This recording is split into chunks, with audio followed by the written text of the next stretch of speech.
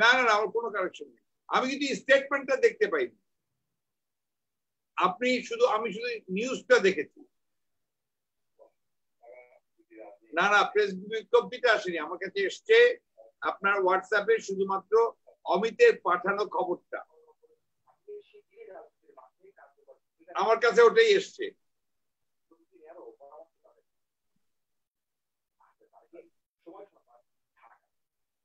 শুরু করো বাচ্চারা, শুরু করো।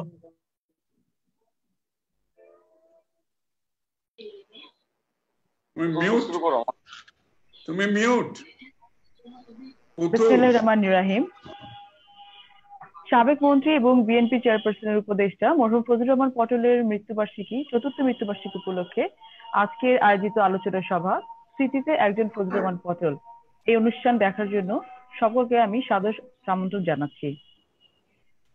আমি অনুষ্ঠানের শুরুতে সবার আগে শ্রদ্ধা ভরে স্মরণ করতে চাই আমাদের বহুদলীয় গণতন্ত্রের পথিকৃৎ শহীদ প্রেসিডেন্ট জিয়াউর রহমান বীর উত্তমকে, যার হাত ধরে মরহুম ফজলুর রহমান পটল বিএনপির রাজনীতিতে প্রবর্তিত হন এবং যার অনুপ্রেরণাতে, যার জাতীয়তাবাদী আদর্শে উদ্বুদ্ধ হয়ে তিনি বাংলাদেশের স্বাধীনতার সার্বভৌমত্ব রক্ষার্থে এবং দলের যে কোনো ষড়যন্ত্রকে রুখে দেওয়ার জন্য আমরণ চেষ্টা করে যান।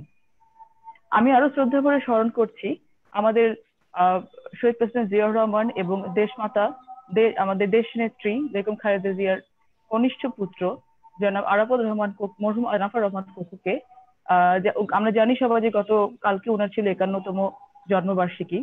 আমি আরো শ্রদ্ধা করে স্মরণ করছি এই করোনা মহামারীতে আমাদের যত নেতাকর্মী আছেন যারা মৃত্যুবরণ করেছেন, অথবা নেতাকর্মী এবং তাদের পরিবারবৃন্দ মৃত্যুবরণ করেছেন, প্রত্যেকের প্রতি শ্রদ্ধা জানাচ্ছি এবং তাদের রুহের মাগফিরাত কামনা করে আমরা আজকে এই অনুষ্ঠান শুরু করছি। সর্বোপরি আমি আমাদের দেশনেত্রী বেগম খালেদা জিয়ার আশু আরোগ্য কামনা করছি এবং আমাদের তারুণ্যের অহংকার, আমাদের ভারপ্রাপ্ত চেয়ারপারসনের সুস্বাস্থ্য কামনা করে শুরু করছি। আজকে আমাদের এই প্রোগ্রামে আলোচক বৃন্দ হিসেবে উপস্থিত রয়েছেন, আমি একে একে পরিচয় করিয়ে দিয়েছি। আমাদের সাথে আছেন জনাব মির্জা ফখরুল ইসলাম আলমগীর, মহাসচিব বাংলাদেশ ন্যাশনাল পার্টি। আমাদের সাথে উপস্থিত আছেন জনাব আমির খসরু মাহমুদ চৌধুরী, সদস্য জাতীয় স্থায়ী কমিটি।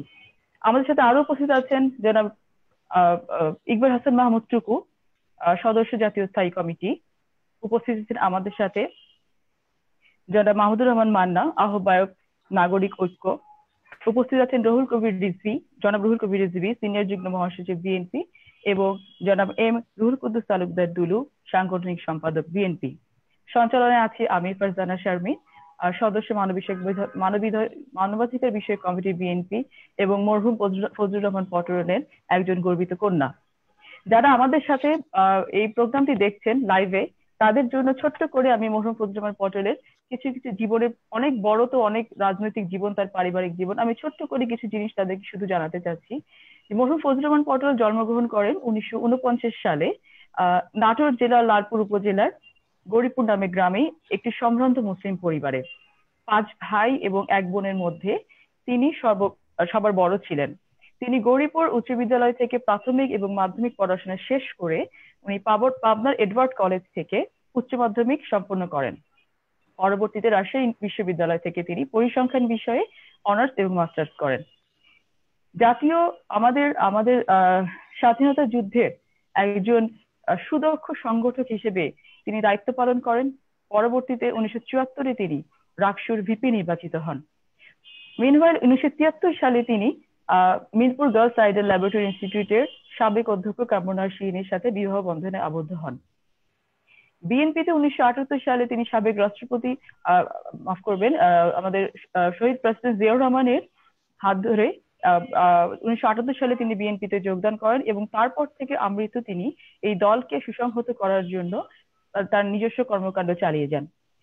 তিনি সংসদীয় আসন 58 নাটোর 1 লালপুর বাগাতিপাড়া থেকে 4 বার সংসদ সদস্য নির্বাচিত হন এবং ক্রমান্বয়ে তিনি বাংলাদেশের যোগাযোগ প্রতিমন্ত্রী, সমাজ কল্যাণ প্রতিমন্ত্রী, ধর্ম প্রতিমন্ত্রী এবং সে পরিশেষে যুব ও ক্রীড়া প্রতিমন্ত্রী হিসেবে দায়িত্ব পালন করেন। এই প্রখ্যাত রাজনীতিবিদ যিনি ছিলেন, উনি হ্যামিলনের বাসিওয়ালা খ্যাত এই হ্যামিলনের বাসিওয়ালা খ্যাত এই রাজনীতিবিদ তার নির্বাচনী এলাকাতে যে পরিমাণ উন্নয়ন সাধন করেছেন এবং হাজার হাজার বেকারের কর্মসংস্থানের যোগান দেওয়ার পাশাপাশি তিনি তার পরিবারের তার 35 সদস্য বিশিষ্ট একটি একান্নবর্তী পরিবারের কাণ্ডারি হিসেবে তিনি তার পরিবারের সদস্যগুলোকে সুশিক্ষায় সুপ্রতিষ্ঠিত করে গেছেন। আজকে আলোচক বৃন্দ হিসেবে যারা এখানে আছেন তারা শুধু তার রাজনৈতিক সহকর্মী ছিলেন না, এই প্রত্যেকটা মানুষের সাথে মরহুম ফজলুর রহমান পটলের আত্মার সম্পর্ক ছিল। তিনি প্রত্যেকটা মানুষকে ভাই অথবা বন্ধু এইভাবে তিনি সম্পর্কগুলো স্থাপন করতেন এবং সম্পর্কগুলো শ্রদ্ধা করতেন এবং পালন করতেন। আমি খুব বেশি কথায় আর যাব না, আমি এই বরেণ্য রাজনীতিবিদের পারিবারিক এবং রাজনৈতিক জীবন নিয়ে কথা বলার জন্য সবার আগে আমন্ত্রণ জানাবো জনাব এম রুহুল কুদ্দুস তালুকদার দুলুকে, সাংগঠনিক সম্পাদক বিএনপি। জনাব এম রুহুল কুদ্দুস তালুকদার দুলু। বিসমিল্লাহির রহমানির রহিম। আজকের আমার প্রিয় নেতা, যার হাত ধরে বিএনপির রাজনীতিতে আমার উত্থান, মানে বিএনপির রাজনীতিতে আমার শ্রদ্ধেয় নাটোরের অভিভাবক সাবেক মন্ত্রী জনাব ফজলুর রহমান পটলের আজকের এই আলোচনা সভার উপস্থিত আছেন প্রধান অতিথি হিসেবে আমাদের শ্রদ্ধেয় নেতা, আমার প্রিয় নেতা জনাব মির্জা আলমগীর। উপস্থিত আছেন আমার শ্রদ্ধেয় নেতা জনাব আমির খুসরু। উপস্থিত আছেন জনাব ইকবাল হাসান মাহমুদ টুকু, মাহমুদুর রহমান মান্না ভাই, এবং ছাত্র রাজনীতিতে যার হাত ধরে আমার উত্থান জনাব রিজভী আহমেদ। এবং আজকের এই অনুষ্ঠানে আমার স্নেহস্পর্ধ পুতুল, আমার পটল ভাইয়ের উত্তরাধিকার, এবং আজকে যে অনুষ্ঠান যারা দেখছেন, আমি নাটোরের সর্বস্তরের মানুষের পক্ষ থেকে আর আজকের আলোচনা যারা এসছেন আমি তাদেরকেও কৃতজ্ঞতা জানাচ্ছি। আমি ফজলুর রহমান পটলের কি বলবো, পরিবারের একজন সদস্য বা তার একজন উত্তরাধিকার হিসাবে আমি আপনাদেরকে কৃতজ্ঞতা জানাচ্ছি। আপনারা ব্যস্ত সময়ের মধ্যে উপস্থিত হয়েছেন এবং যারা দেখছেন আমি সবাইকে অভিনন্দন জানাচ্ছি। আসসালামু আলাইকুম। উপস্থিত কিন্তু আপনারা যেটা আমার স্নেহস্পর্ধ পুতুল বলেছেন, আসলে ফজলুর রহমান পটল আমি 10 মিনিটে তো শেষ করা যাবে না, 10 মিনিটের টাইম এর মধ্যেই আমি শেষ করবো, কারণ ওনার সঙ্গে বিষয়ে আলোচনা করতে গেলে কারণ আমার অনেক স্মৃতি জড়িত, কারণ তার জীবনের উত্থান এবং তার জীবনের এই আজকে আমাদের যে উত্থান সবকিছুর সাথেই এই ক্রাইসিস, জেলখানা, জুলুম, নিপীড়ন, নির্যাতন, অত্যাচার সম্পৃক্ত ছিলাম আমরা একসাথে। তো যেটা পুতুল বলেছে, আসলে যখন 1978 সালে উনি বিএনপিতে যোগদান করেন, আসলে তখন তার সঙ্গে আমাদের পরিচয় ছিল না, তখন তো আমরা অনেক ছোট ছিলাম, তখন কলেজে উঠি নাই। পরবর্তীকালে 1980 সালের পর শহীদ প্রেসিডেন্ট জিয়া রহমান আমাদের নেতা আমাদের কাছে চলে যাওয়ার পরে, যখন 1982 সালের 24শে মার্চ যখন এরশাদ সাহেব ক্ষমতা নিল বিএনপির কাছ থেকে, তখন বিএনপি স্বাভাবিকভাবে বিরোধী দলে চলে যায়।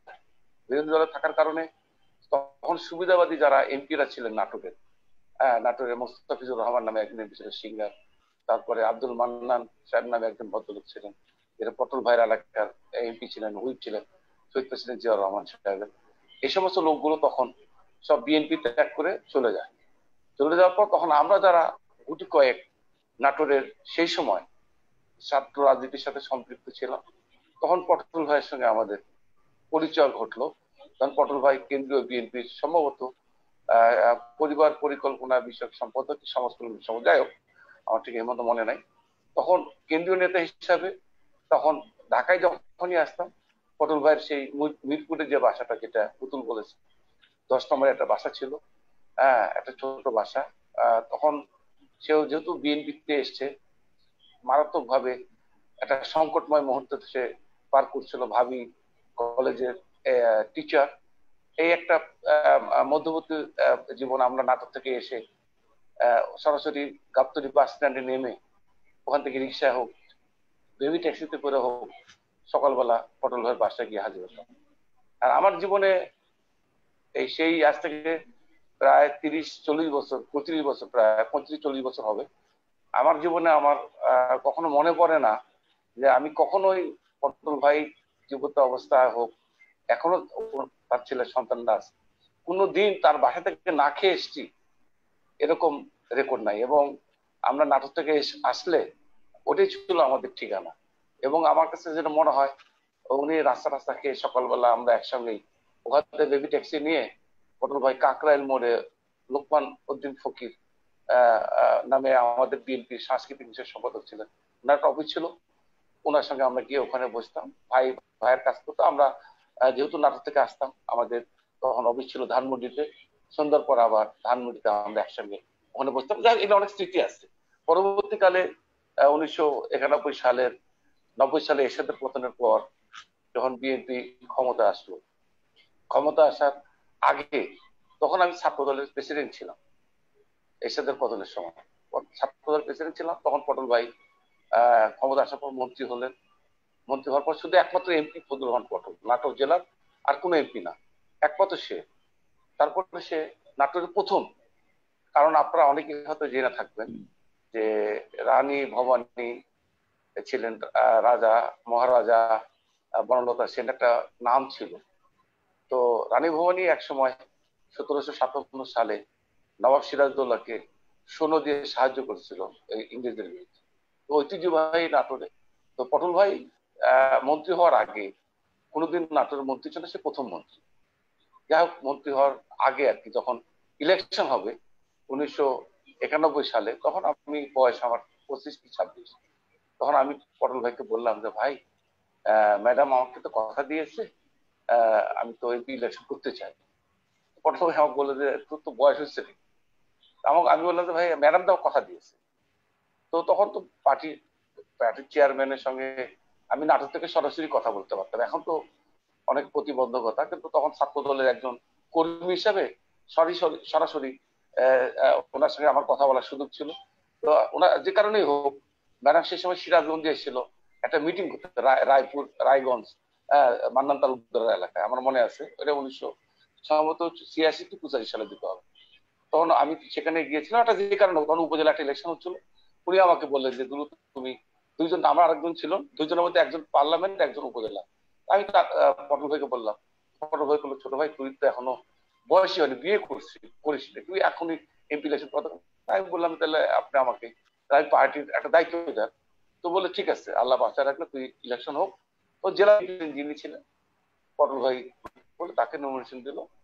তারপরে ইলেকশন হলো, ইলেকশনে আমার প্রেসিডেন্ট হেরে গেল। কাউন্সিলে আমি বললাম ভাই আপনি তো বলেছিলেন, তো বললো তুই পার্টির সেক্রেটারি হবে। কাউন্সিল হলো, পটল ভাই আমাকে পার্টির সেক্রেটারি হলো। তখন আমার খুব কম বয়স, 1992 সালে কাউন্সিল হলো। আমি সরাসরি ছাত্র দলের প্রেসিডেন্টকে উনি নির্দেশ দিল, তো তুমি পার্টির সেক্রেটারি দায়িত্ব নাও। আমি জেলা বিএনপি সেক্রেটারি হলাম। তারপরে যাই হোক, যে উত্থান, পটল ভাই মন্ত্রী অবস্থায় আমি মনে করি যে উনি মন্ত্রী ছিলেন নাটোরের জেলার দায়িত্বে, কিন্তু অলিখিত ভাবে পুরো জেলাটাই আমি পরিচালনা করি, যেহেতু একটা সিটও বিএনপি ছিল না। পটল ভাই জেলার দায়িত্ব, কিন্তু ঢাকা থাকতো। প্রতিদিন ঘুমানোর আগে আমার সঙ্গে টেলিফোনে কথা বলে উনি ঘুমাতে যেতেন। আবার সকালবেলা যখন উঠতেন, অফিসে যখন যেতেন, বাসা থেকে আমাকে রিং দিয়ে বলে যেতেন, তুলো এই কাজগুলো তুমি ডিসির সাথে এসপির সাথে কথা বলে কাজ করতে। যাই হোক, আমি যেটা মনে করি যে আজকে সে সময় ফজলুর রহমান পটল যদি আমাকে ব্যাক না দিত বা আমাকে সাহায্য না করতো, আজকে নাটোরের যে ডেভেলপমেন্ট, আজকে তখন হাসপাতাল ছিল না, তখন কামাল ইবনে ইউসুফ সাহেব হেলথ মিনিস্টার, উনি কামাল ইবনে ইউসুফকে নিয়ে গিয়ে নাটোরে একটা 250 বেডের হাসপাতাল করলেন।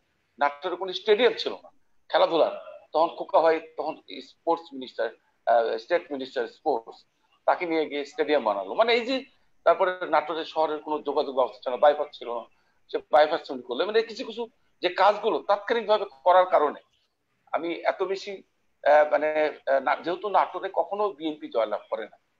1979-এ শহীদ প্রেসিডেন্ট জিয়া রহমানের জীবদার্শ নাটোর এমপি হয় না, 91-এও বিএনপি হয় না। আমি the first time member of parliament Natore সদর, যে 91-96 বা এই 2-3 বছর এমপি হয়েছি ফার্স্ট আমি। এবং আমি মনে করি যে আমার এই এমপি হওয়ার পিছনে তখন পটল ভাই যদি সর্বোত্তভাবে আমাকে ওপেন চেক না দিত, সে যদি অন্য, ওখানে তো আরো গ্রুপ ছিল, আপনারা জানেন রুলিং পার্টি থাকলে বা পার্টি ক্ষমতা থাকলে অনেক গ্রুপ থাকে। এই যে আমরা অপোজিশনে আছি, খুসরু ভাই এখানে আছেন, অবশ্যই চিটাগাঙ্গে অনেক গ্রুপ আছে, টুকু ভাই এখানে আছেন, নিশ্চয়ই অনেক গ্রুপ আছে সিরাজগঞ্জ, থাকতেই পারে সিরাজগঞ্জে, রিজভি ভাই আছে, সেখানেও রাজশাহীতে বহু গ্রুপ আছে। তো নাটোরে শুধু ফজলুর রহমান পটলের নেতৃত্বে এমন একটা সুদৃঢ় একটা অবস্থান করে নিয়েছিলাম যে নাটোরে আমাদের মধ্যে মতভেদ ছিল না, বিভেদ ছিল না। ওখানে আমরা 4-5 জন নেতা ছিলাম। পটল ভাই প্রতি সপ্তাহে, তখন রেগুলার, মানে প্রতি সপ্তাহে বৃহস্পতিবার উনি যেতেন, বৃহস্পতি থাকতেন, শুক্রবার থেকে শনিবারের সকালের ফ্লাইটে ঢাকা চলে, সরি রবিবারের সকালে ফ্লাইটে ঢাকা চলে আসতেন। এই যে মানে ওখান থেকে ওনার এলাকা লালপুর বাগাতেপাড়া যেতেন, আবার নাটোর সদরেও আমি পুরোমূর্তি ভাবে উনি এত বেশি আমাকে হেল্প করেছে যে আমি মনে হয়েছিল তখনই, এবং আমি মনে করি যে ওই যে তার মানে সাহায্য এবং তার যে সহযোগিতা এবং সর্বোত্তভাবে আমাকে মানে সে সহযোগিতা করেছিল বলেই আমি পার্লামেন্ট ইলেকশনে অতি সহজেই আমি সে অত সংকটের মধ্যে আমি জয়লাভ করেছিলাম। এবং শুধু আমি নয়, আমার আশেপাশে যে 3টা সিট ছিল সবগুলো সিটই আমরা উইন করে নিয়ে এসেছিলাম। মানে নাটোরে যখন, নাটোর অ্যাকচুয়ালি হিন্দু অধ্যুষিত এলাকা, আপনারা তো জেনে থাকবেন, যেহেতু রানী ভবানী রাজা সব দিগ্গবতীয় রাজা সব, মানে ওখানে একসময় তো ওই সময় তো রাজধানী ছিল নাটোর, হ্যাঁ, তো ঐতিহ্যবাহী নাটোর, তো হিন্দু অধ্যুষিত এলাকা, কখনোই আমরা জয়লাভ করতে পারি নাই।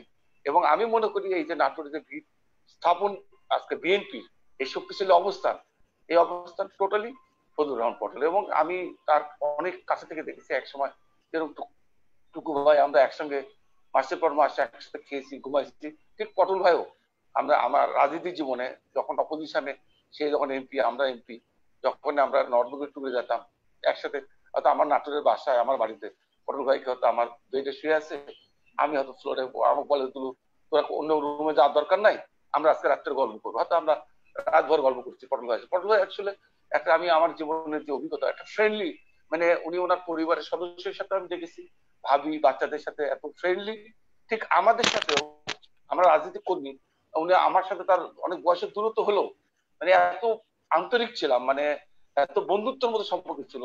ছোট ভাই বড় ভাই হয়তো ঠিক আছে, কিন্তু যখন আমরা একান্ত গল্প করতাম মানে বন্ধুর মতো আমাদের সাথে তার সম্পর্ক ছিল। আমার জীবনের যেটা রাজনীতি, তার যে আমার যে যেটা দেখেছি, আমি জানি না আমার সঙ্গে আপনারা একমত হবেন কিনা, বিএনপির রাজনীতিতে ফজলুর রহমান পটলের মতন বক্তা আমি জানি না, আমি মনে করি ফজলুর রহমান পটলের মতো বক্তা বিএনপিতে আর কোনোদিন হবে না। যে মানুষ বক্তৃতা দিয়ে মানুষকে কাঁদাতে পারে, যে মানুষ বক্তৃতা দিয়ে হাসাতে পারে, আমি মনে করি এরকম মানুষ আর বিএনপিতে আসবে কিনা যায় না। কারণ আমি দেখেছি, আমি তখন নাটোরে যখন মন্ত্রী হিসেবে যেতেন, যখন ওই সামনে মুরব্বীরা বসে থাকতেন, বয়োজ্যেষ্ঠ মুরব্বী, শিক্ষক, এলাকার ইমাম, মুয়াজ্জিন, এই শ্রেণীর লোকরা, উনি এমন একটা বক্তৃতা দিতেন দেখে মানুষ হাওয়া করে কাঁদছে। এই যে মানুষকে কাঁদানোর যে তার মানে যোগ্যতা, এটা আমি মনে করি পটল ভাইয়ের এই ইয়েটা আমি অনেকটা চেষ্টা করেছি, আমি হয়তো পারি কিনা পারবো কিনা জানি না।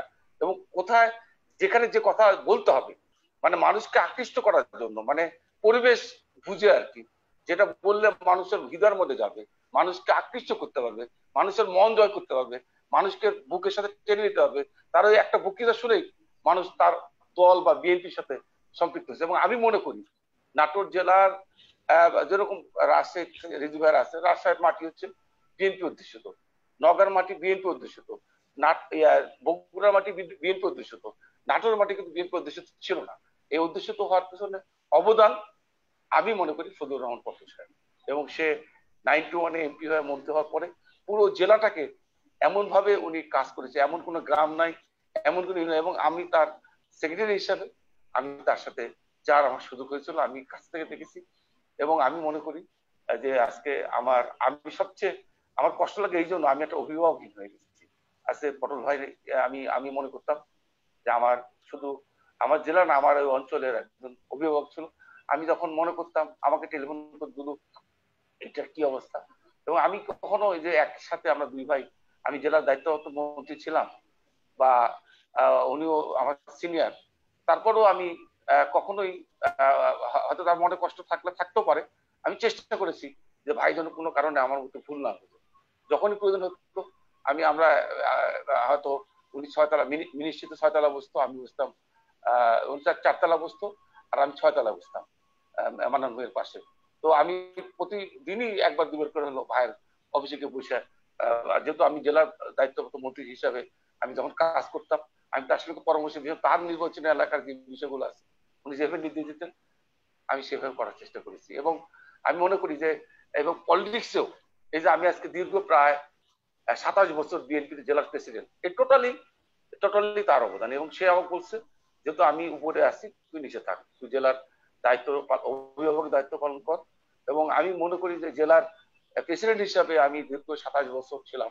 এর টোটালি যখনই কাউন্সিল হতো পটলের বলতে হয় দুলু ও তার থানা যেগুলো আছে তার এলাকার নেতাদের বলে দিত দুলুকে প্রেসিডেন্ট করো, আর সেক্রেটারি আমি বলতাম ভাই কাকে করবো, উনি তখন যাকে পছন্দ করেছে সেক্রেটারি হিসাবে আমি তাকে ইয়ে করেছি। এবং আমরা কখনো ওই ভোটের প্রধান আমরা কাউন্সিল করতাম, প্রতিবার এক জায়গা হতাম, হাত তুলে হয়তো কয়েক হাজার লোক আছে, কেউ কারো বিরুদ্ধে নয়, হাত তুলে আমরা সমর্থন নিয়ে এবং পটল ভাই সেখানে অভিভাবকের দায়িত্ব পালন করতো। তো আজকে আমি মনে করি যে তার জীবনী এবং আজকে নাটোরের উন্নয়ন, তার যে অবদান এটা ভোলার নয়। এবং এটা বলতে গেলে অনেক সময় লাগবে, যেহেতু আমাদের মহাসচিব টুকু ভাই বলেছে তারা অনেক ক্লান্ত, রিজ ভাই ওদের ক্লান্ত সারাদিন ব্যস্ততার কারণে। আমি সময় নষ্ট না করে আমি মনে করি যে আপনারা যারা আছেন আজকে ফজলুর রহমানের পটল পরিবারকে আমি বারবার বলার চেষ্টা করেছি যে পটল ভাই নাই, মনে করো তো আমি ভাবিকে মায়ের মতো করে ডাকি, আমি মা বলে ডাকি। তবে আমি চেষ্টা করি যে ওখানে পার্টির মধ্যে কিছু দুষ্ট শ্রেণীর লোক আছে, তাদের মধ্যে বিভেদ সৃষ্টি করার চেষ্টা করে। আমি পার্টির পটল ভাইয়ের অনুপস্থিতিতে আমি ঐক্য মানে আমি চাই যে পটল ভাইয়ের বিরুদ্ধে কোনো বা তাদের বিরুদ্ধে কোনো লোক না থাকে, এই প্রচেষ্টা করি। মাঝে মধ্যে হয়তো আমাকে ভুল বোঝে, আমার কষ্ট লাগে, আমি তাই মনে করি আমি আপনাদের সামনে বলতে চাই পটল ভাই হচ্ছে আমার বাবার মতো, তার ওয়াইফ মানে আমার ভাবি মানে আমার মায়ের মতো, আমি তার সন্তানকে আমার সন্তানের মধ্যে। আপনারা এখানে আছেন, রিজি ভাই আছেন, মহাসচিব আছেন, টুকু ভাই আছেন, কস্তু ভাই, সবাইকে আমি অনুরোধ করব যে আপনারা যারা আছেন আমার অভিভাবক, আমি মনে করি আপনারাও পটল ভাইয়ের সহকর্মী অভিভাবক। আমাদের নাটোরের রাজনীতিতে কেউ যেন দয়া করে আমাদের পার্টির চেয়ারম্যানকেও বিভিন্ন সময় ভুল বোঝানোর চেষ্টা করে, আমি দয়া করে অনুরোধ করবো। আজকে বাংলাদেশ দেখেন, এটা বলা ঠিক না, বহু জায়গায় ঝামেলা হয়েছে, পার্টিকে কমিটিকে নিয়ে এই ঝামেলা মারামারি ফাটাফাটি গেঞ্জাম, এখন পর্যন্ত নাটোরে আল্লাহর রহমতে হয় নাই। আমি পটল ভাইয়ের যে নির্দেশনা এবং আমি সেটা এখনো মেনে চলছি, চেষ্টা করছি, এবং আল্লাহর রহমতে আমি আপনাদেরকে আশ্বস্ত করছি ভবিষ্যতের জন্য। এর আগেও পার্টির প্রধান বেগম খালেদা জিয়াকে পটল ভাইকে নিয়ে আমি গিয়ে বলেছিলাম যে ম্যাডাম 4টা সিটি উপহার দেবো।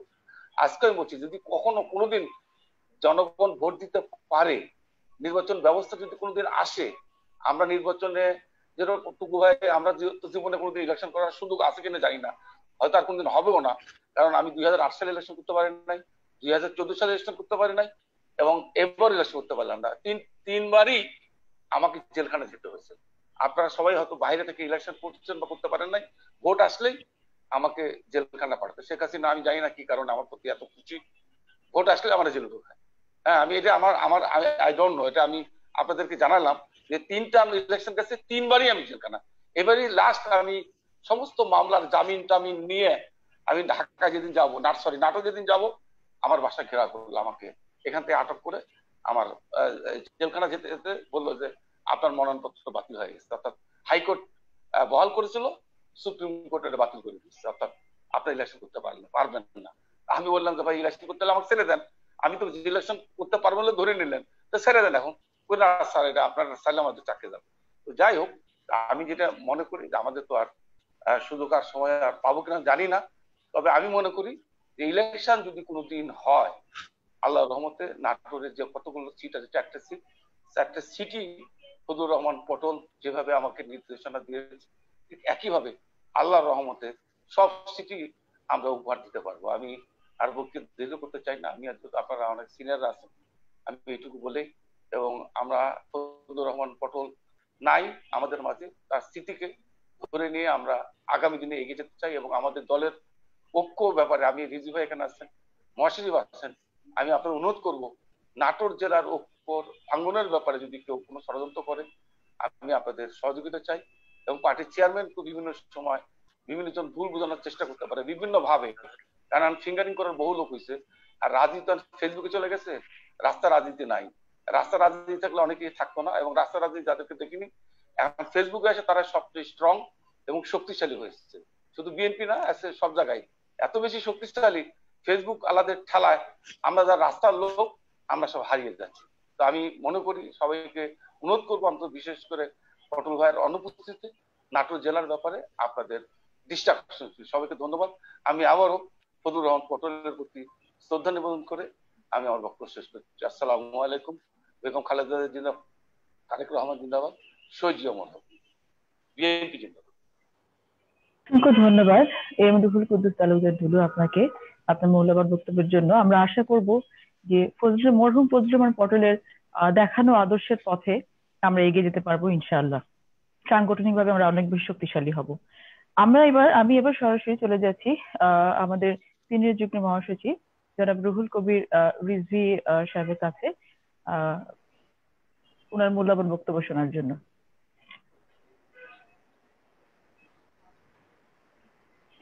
মিউট, আনমিউট করো, তোমারটা মিউট, আনমিউট করতে হবে। আনমিউট করো, আপনারটা আনমিউট করতে হবে।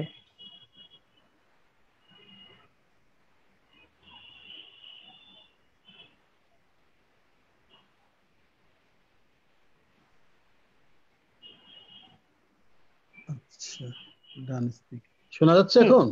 জি, এখন শোনা যাচ্ছে। হ্যাঁ, এখন শোনা যাচ্ছে। ক্যামেরাটা অন করতে হবে, আপনার ক্যামেরাটা অফ হয়ে গেছে। হ্যাঁ হ্যাঁ, আমার কথা কি শুনতে পাচ্ছ? কথা শোনা যাচ্ছে, ক্যামেরাটা অফ হয়ে গেছে। তোমাকে দেখছি না, আমরা তোমাকে দেখতে পাচ্ছি না।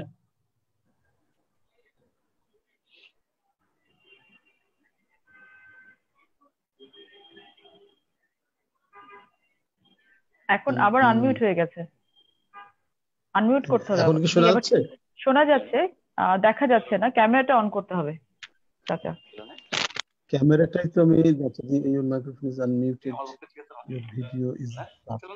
ভিডিওটা চালু হবে কিভাবে? আসলে ডিভাইস তো টায়ার্ড হয়ে যাচ্ছে, সারাদিন এটার উপরে চললে আপনার ওই ডিভাইসটাই আপনার tired, machine is getting tired. ক্যামেরার উপরে ক্লিক করলে এটা ক্যামেরাটা অন হয়ে যাবে। ক্যামেরা সাইনটার উপরে ক্যামেরাটাই তো পাচ্ছি না এখন। ঠিক আছে, পিকচার নাই।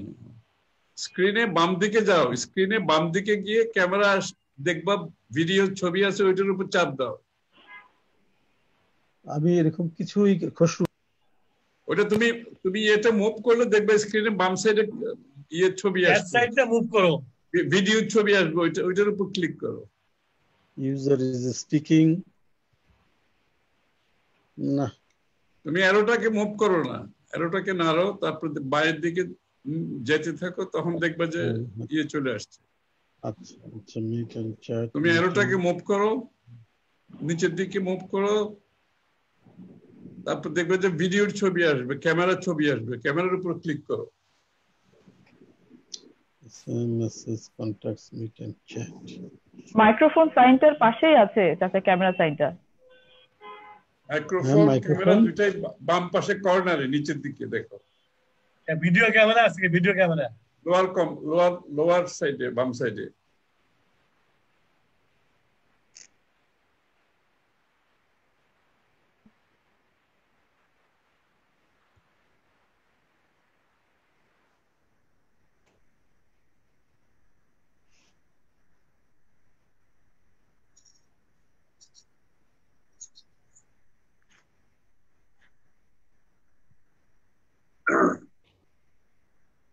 এবার এসেছে চাচা। হ্যাঁ, এবার এসছে। হ্যাঁ, আমাকে দেখা যাচ্ছে? জি পরিষ্কার, ক্লিয়ার ক্লিয়ার, একবারে ক্লিয়ার। আচ্ছা, দেখা যাচ্ছে না? ঠিক। হ্যাঁ, আচ্ছা, সম্মানিত নেতৃবৃন্দ, এখানে উপস্থিত রয়েছেন দলের সম্মানিত মহাসচিব মির্জা ফখরুল ইসলাম আলমগীর, দলের জাতীয় স্থায়ী কমিটির সম্মানিত সদস্য আমির খুসরো মাহমুদ চৌধুরী, দলের জাতীয় স্থায়ী কমিটির সদস্য ইকবাল হাসান মাহমুদ টুকু ভাই, উপস্থিত আছেন নাগরিক শক্তির সভাপতি মাহমুদুর রহমান মান্না ভাই, উপস্থিত আছেন আমার অনুজ প্রতিম, স্নেহাস্পত দুলু, রুহুল কুদ্দুস তালুকদার দুলু, এবং উপস্থাপিকা অ্যাঙ্কার এখানে অ্যাডভোকেট ফারজানা। একটি গুরুত্বপূর্ণ বিষয়, মানে একটা স্মরণ সভা, কিন্তু এমন একজন ব্যক্তি, অত্যন্ত গুরুত্বপূর্ণ ব্যক্তি নিঃসন্দেহে আমি মনে করি। শুধু জাতীয়তাবাদী দল বিএনপির জন্যই তিনি একজন গুরুত্বপূর্ণ ব্যক্তি নন, দেশের জন্য গুরুত্বপূর্ণ ব্যক্তি এই জন্যই যে তিনি মুক্তিযুদ্ধের অন্যতম সংগঠক, এবং মুক্তিযুদ্ধে তার সক্রিয় ভূমিকা অনেকটা কিংবদন্তির মতো ছিল, বিশেষ করে আমাদের উত্তরাঞ্চলে।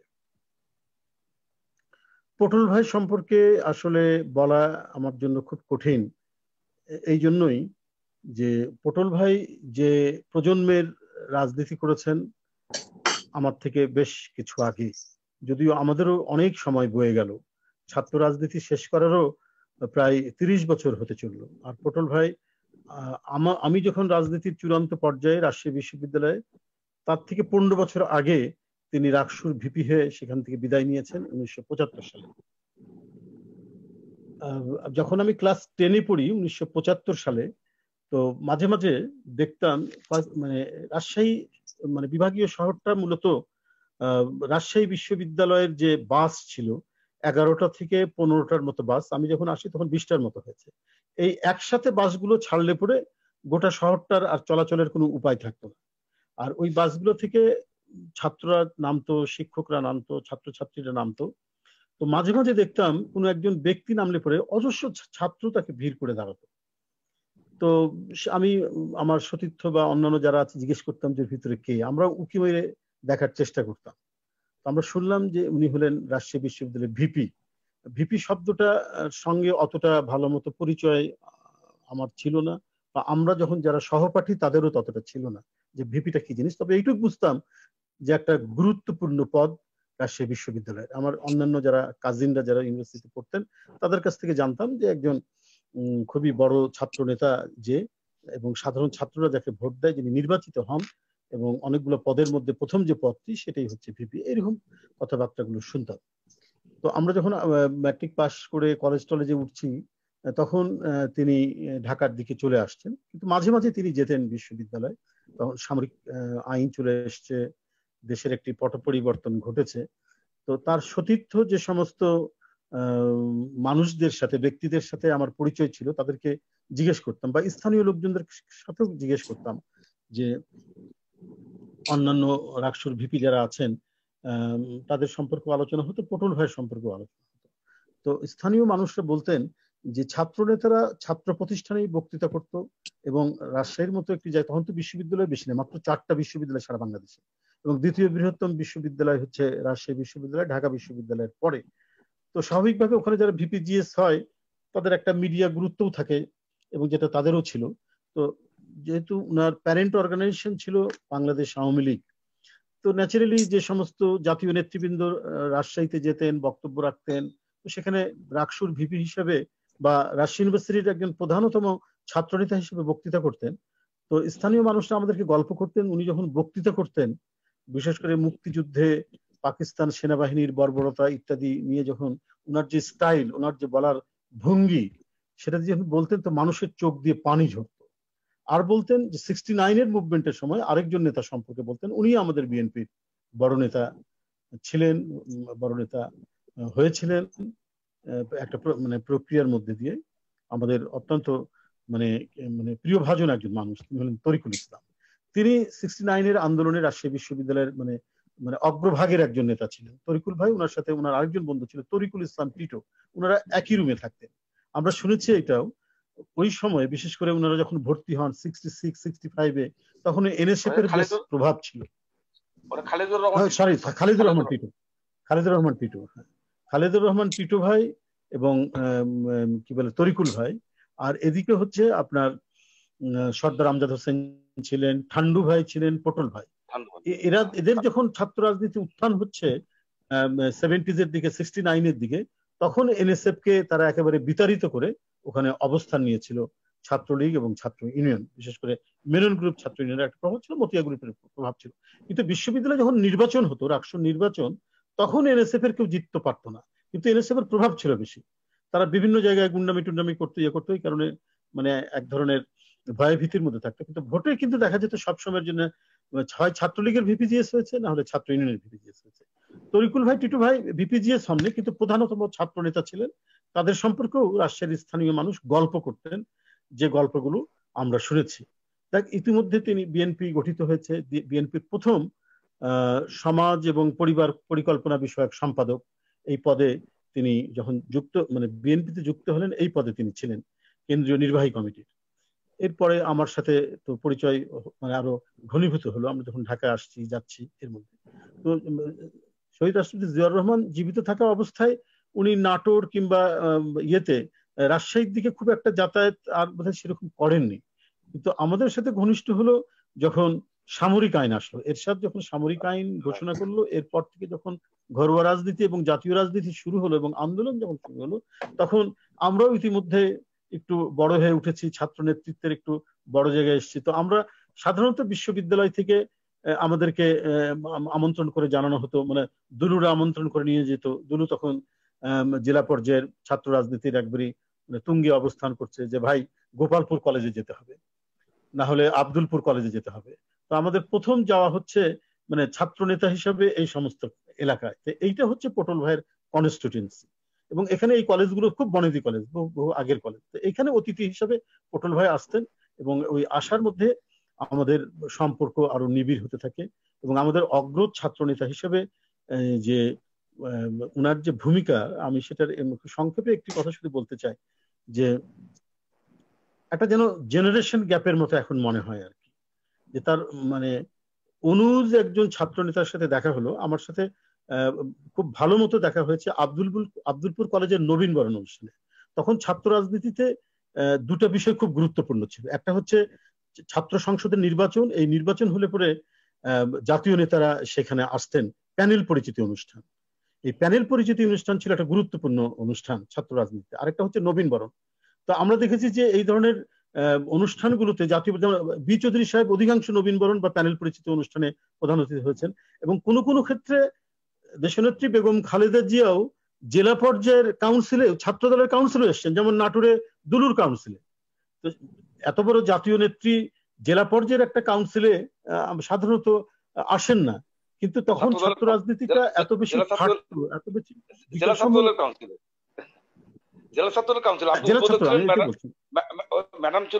আমি উদ্বোধক ছিলাম, ম্যাডাম প্রধান অতিথি ছিলেন। আমি বলছি যে মানে জেলা ছাত্র দলের কাউন্সিলে, জেলা পর্যায়ের ছাত্র সংগঠনগুলোতেও দেশনেত্রী বেগম খালেদা জিয়া প্রধান অতিথি এসছেন।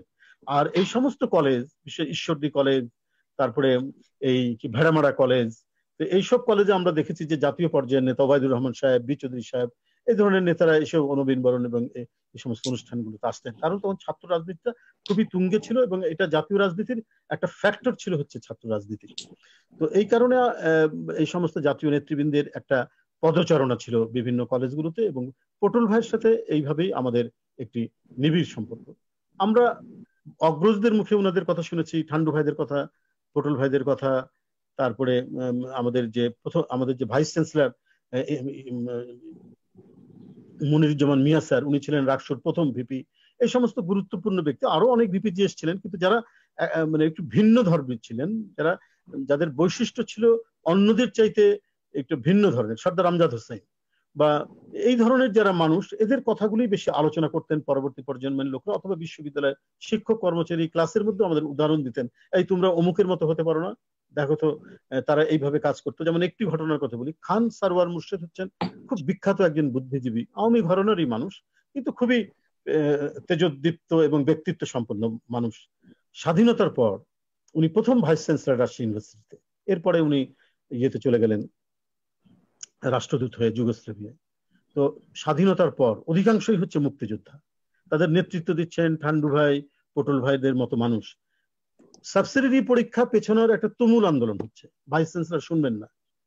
ভাইস চ্যান্সেলর ঘনিষ্ঠ সরকারের সাথে, শেখ মুজিব সরকারের ঘনিষ্ঠ, তার স্ত্রী নূরজাহান মুর্শেদ হচ্ছে মন্ত্রী শেখ মুজিবের ক্যাবিনেটে, কিন্তু উনি কথা শুনছেন না। তারপরে পটল ভাই এবং ঠান্ডু ভাই ভিতরে গেলেন, কথা বললেন যে দেখেন সব মুক্তিযুদ্ধ করেছে, এরা সময় পায়নি, আরো 2 মাস ইয়ে করতে পেছাতে হবে সাবসিডি পরীক্ষা। দেখো এমনি 9 মাস পিছিয়ে গেছেন, পিছাবো না, তোমরা যা ইচ্ছা আমাকে এখান থেকে সরিয়ে দিতে পারো, কিন্তু আমি এটা করতে যাব না।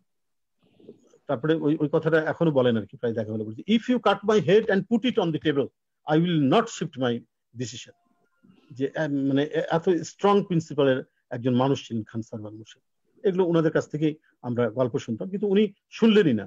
এবং তারপরের যে ঘটনাটা, বিশেষ দিকটা হচ্ছে যে পটল ভাই এবং ঠান্ডু ভাই মাথা নিচু করে বেরিয়ে এসে বলল যে আমরা আর পারলাম না ভাই, তোমাদের পরীক্ষা দিতে হবে, এর বাইরে আর কিছু উপায় নেই। এবং ঠিকই পরীক্ষা হয়েছে, নিয়েছে।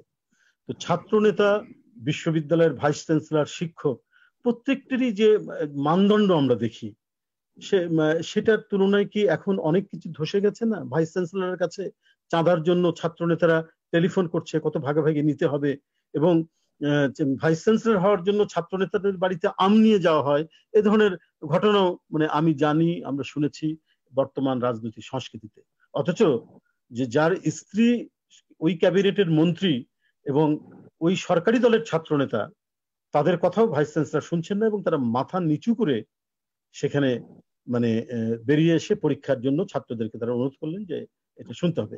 এটা হচ্ছে একটা বৈশিষ্ট্য। বড় বড় নেতারা অনেক সময়, বড় নেতা তারও চাইতে বড় নেতার সামনে অনেক কথা বলতে পারে না। দেখুন একটু বিষয়, সেটা হলো যে 71-এ ভাইস চ্যান্সেলর ছিলেন ডক্টর আব্দুল বারী, তার বিরুদ্ধে অভিযোগ, এবং তিনি স্বাধীনতার পর তাকে জেলে নিয়ে যাওয়া হবে। আরেকটা হলেন বিখ্যাত বুদ্ধিজীবী ডক্টর আবু হেনা মুস্তফা কামাল। তিনি প্রগতিশীল মানুষ ছিলেন, সামহাও কোনো কারণে তিনি হয়তো ইন্ডিয়া যেতে পারেনি বা বিশ্ববিদ্যালয়ে চাকরি করেছেন, তার বিরুদ্ধেও মামলা দিয়ে জেলে নিয়ে যাওয়া। তো এইটা এখন প্রধানমন্ত্রীর কাছে এদের ব্যাপারে একটু তদবির করতে হবে। তো বড় মন্ত্রী, সেই বড় মন্ত্রীরা অনুরোধ করেছেন ইয়েকে, পটল ভাইকে। পটল ভাই আমাকে গল্পটা করেছেন। তো উনি গিয়ে মরহুম শেখ মুজিবুর রহমান সাহেবের কাছে গিয়ে বললেন যে এরকম, যাক এদের নামে, এরা নিজেরা কোনো অন্যায় করেনি, ভাইস চ্যান্সেলর ছিলেন বটে, কিন্তু এরা কারো ক্ষতি করেনি। তো উনি হেসে বলছে, আমি বুঝতে পেরেছি যে তোকে কে পাঠিয়েছে, এটা নিশ্চয়ই হেনার কাজ। মানে তখন যে ক্যাবিনেট মন্ত্রীরা, সেই কামরুজ্জামান হেনা সাহেব আর দিনাজপুরের ইউসুফ সাহেব। কারণটা কি? যে কারণটা হচ্ছে দিনাজপুরের ইউসুফ সাহেব এবং কামরুজ্জামান হেনা দুইজনই হচ্ছেন আহলে হাদিসের লোক, আর আহলে হাদিসের সভাপতি হচ্ছে এই ডক্টর বারী। ডক্টর বারীদের অরিজিনাল বাড়িও দিনাজপুর, তার বাবা চাচারা ছিলেন বিখ্যাত লোক, আহলে হাদিসের সভাপতি। তো আহলে হাদিসের যারা সদস্য, এই কমিউনিটির যারা সদস্য, তারা আবার তাদের সভাপতিকে একবার পীরের মতো মানে। এই কথাটা শেখ মুজিবুর রহমানের কাছে ওনারা তুলতে পারছেন না, ছাত্র নেতাদেরকে ধরে বলাচ্ছেন। তো মরহুম শেখ মুজিবুর রহমান যে নিঃসন্দেহে একজন বড় নেতা, উনি বুঝতে পেরেছেন ঘটনাটা। তো উনি ধরে ফেলেছেন যে এটা হেনা এবং ইউসুফ সাহেব তাদেরকে পাঠিয়েছে। সম্ভবত ইউসুফ সাহেব তখন শিক্ষামন্ত্রী বা এই ধরনের কিছু একটা ছিল।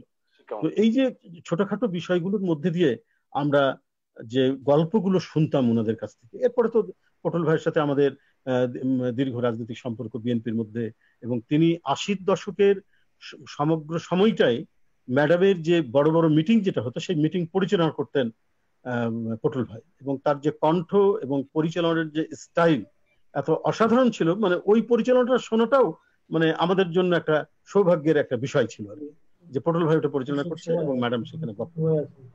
এই হলো একটা ঘটনা। তো আরেকটা বিষয় হচ্ছে যে যখন নির্বাচন হলো, ম্যাডাম ওনাকে পাঠিয়েছেন, যেহেতু উনি রাকসুর ভিপি ছিলেন, যে করার জন্য। তো আওয়ামী লীগেরও এখান থেকে যাচ্ছে অনেকে, যারা ছিল ওবায়দুল কাদের সাহেব থেকে শুরু করে আরো যারা নেতৃবৃন্দ ছাত্রলীগের জন্য যাচ্ছে। তখন বিপ্লবী ছাত্র মৈত্রী নামে একটি সংগঠন ছিল, সেই সংগঠন বেশ শক্তিশালী ছিল, তাদের নেতারাও সেখানে আছেন। কিন্তু পটল ভাই যখন বিভিন্ন হলের প্রজেকশন মিটিং গুলোতে বক্তৃতা করছেন, তো আমি দেখেছি অন্যান্য ছাত্র সংগঠনের যে প্রজেকশন মিটিংটা একই সময়ে হচ্ছে, কারণ নির্বাচন কাছে এসছে, ওইসব মিটিং ভেঙে তার বক্তৃতা শোনার জন্য সেখানে এসে উপস্থিত।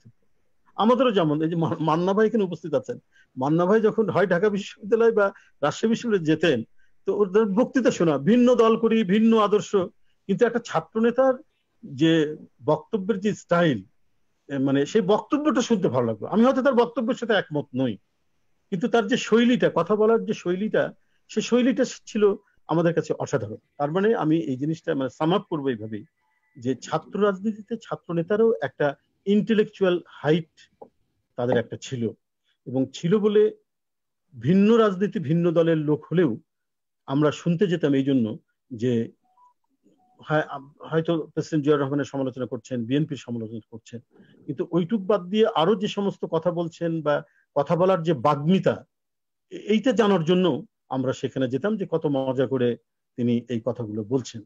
তো আমার এখন যেটা মনে হচ্ছে যে ছাত্র রাজনীতির যে সংকটের যে জায়গাটা হচ্ছে যে প্রতিযোগিতা নেই। প্রতিযোগিতা থাকলে পরেই মানে একটা চর্চার জায়গা থাকতো এবং হৃদয় মন এটা পরিশীলিত হতো এবং প্রতিযোগিতার মধ্যে দিয়ে একটা ভালো বক্তৃতা করার আগ্রহ জন্মত।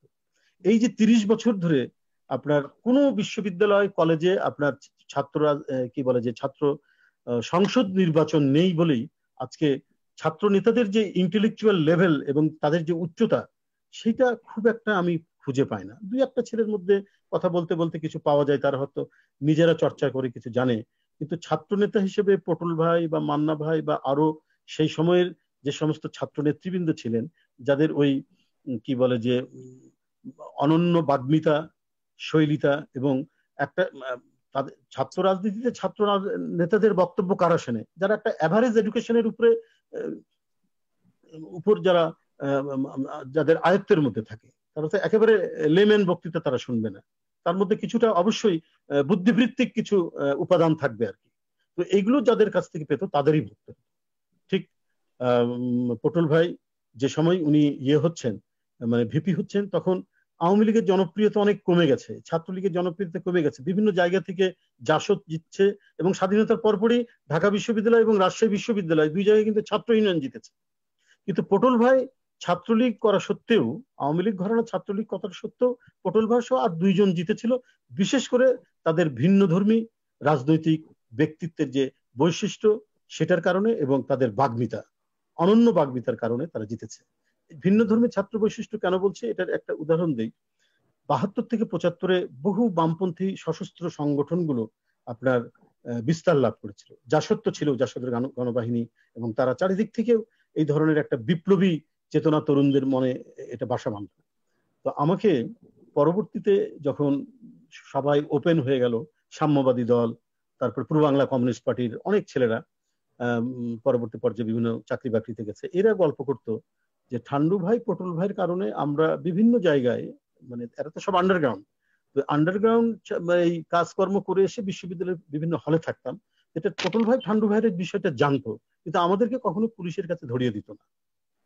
এটাই বলেছে, একটা ভিন্ন ধর্মী একটা বৈশিষ্ট্য ছিল তাদের মধ্যে, একটা সহনশীলতা সহানুভূতির জায়গা থাকতো, যে কথাগুলো আমরা পরবর্তীতে তাদের যে ভিন্ন মতাবলম্বী যে রাজনৈতিক দলের নেতৃবৃন্দ ছিল এবং খুব কঠোর ভিন্ন মতাবলম্বী সাম্যবাদী দলের লোকদের সাথে মানে প্রচন্ড সংঘাত হয়েছে আওয়ামী ছাত্রলীগের, কি বলে পূর্ব বাংলা কমিউনিস্ট পার্টির সাথে প্রচন্ড সংঘাত হয়েছে, কিন্তু এদের যারা ওই সময় ছাত্র সংগঠন বা বিপ্লবী কর্মকাণ্ডের সাথে জড়িত বা আপনার সাথে জাসদ যারা করতো, তারাও আমাদের সেই নেতারাও আমাদেরকে বলেছেন যে উনারা থাকার কারণে আমরা বিশ্ববিদ্যালয় থেকে রক্ষী বাহিনী আসলো, ধরে নিয়ে গেলো, অত্যাচার করলো, সেটা ছিল না। অর্থাৎ একটা সহনশীল একটা সহিষ্ণুতা এই সমস্ত নেতৃবৃন্দের মধ্যে সেদিন ছিল, যেটা আমরা পরবর্তী পর্যায়েও দেখেছি। দুলু আরো সুন্দর করে এটা বলেছে যে এই ধরনের নেতৃত্ব মাথার উপরে থাকলে, যারা জুনিয়র নেতৃত্ব যারা এগিয়ে আসতে চায়, যাদের মধ্যে কিছুটা হলেও মানে প্রতিভা আছে, তাদের প্রতিভার বিকাশ ঘটানোর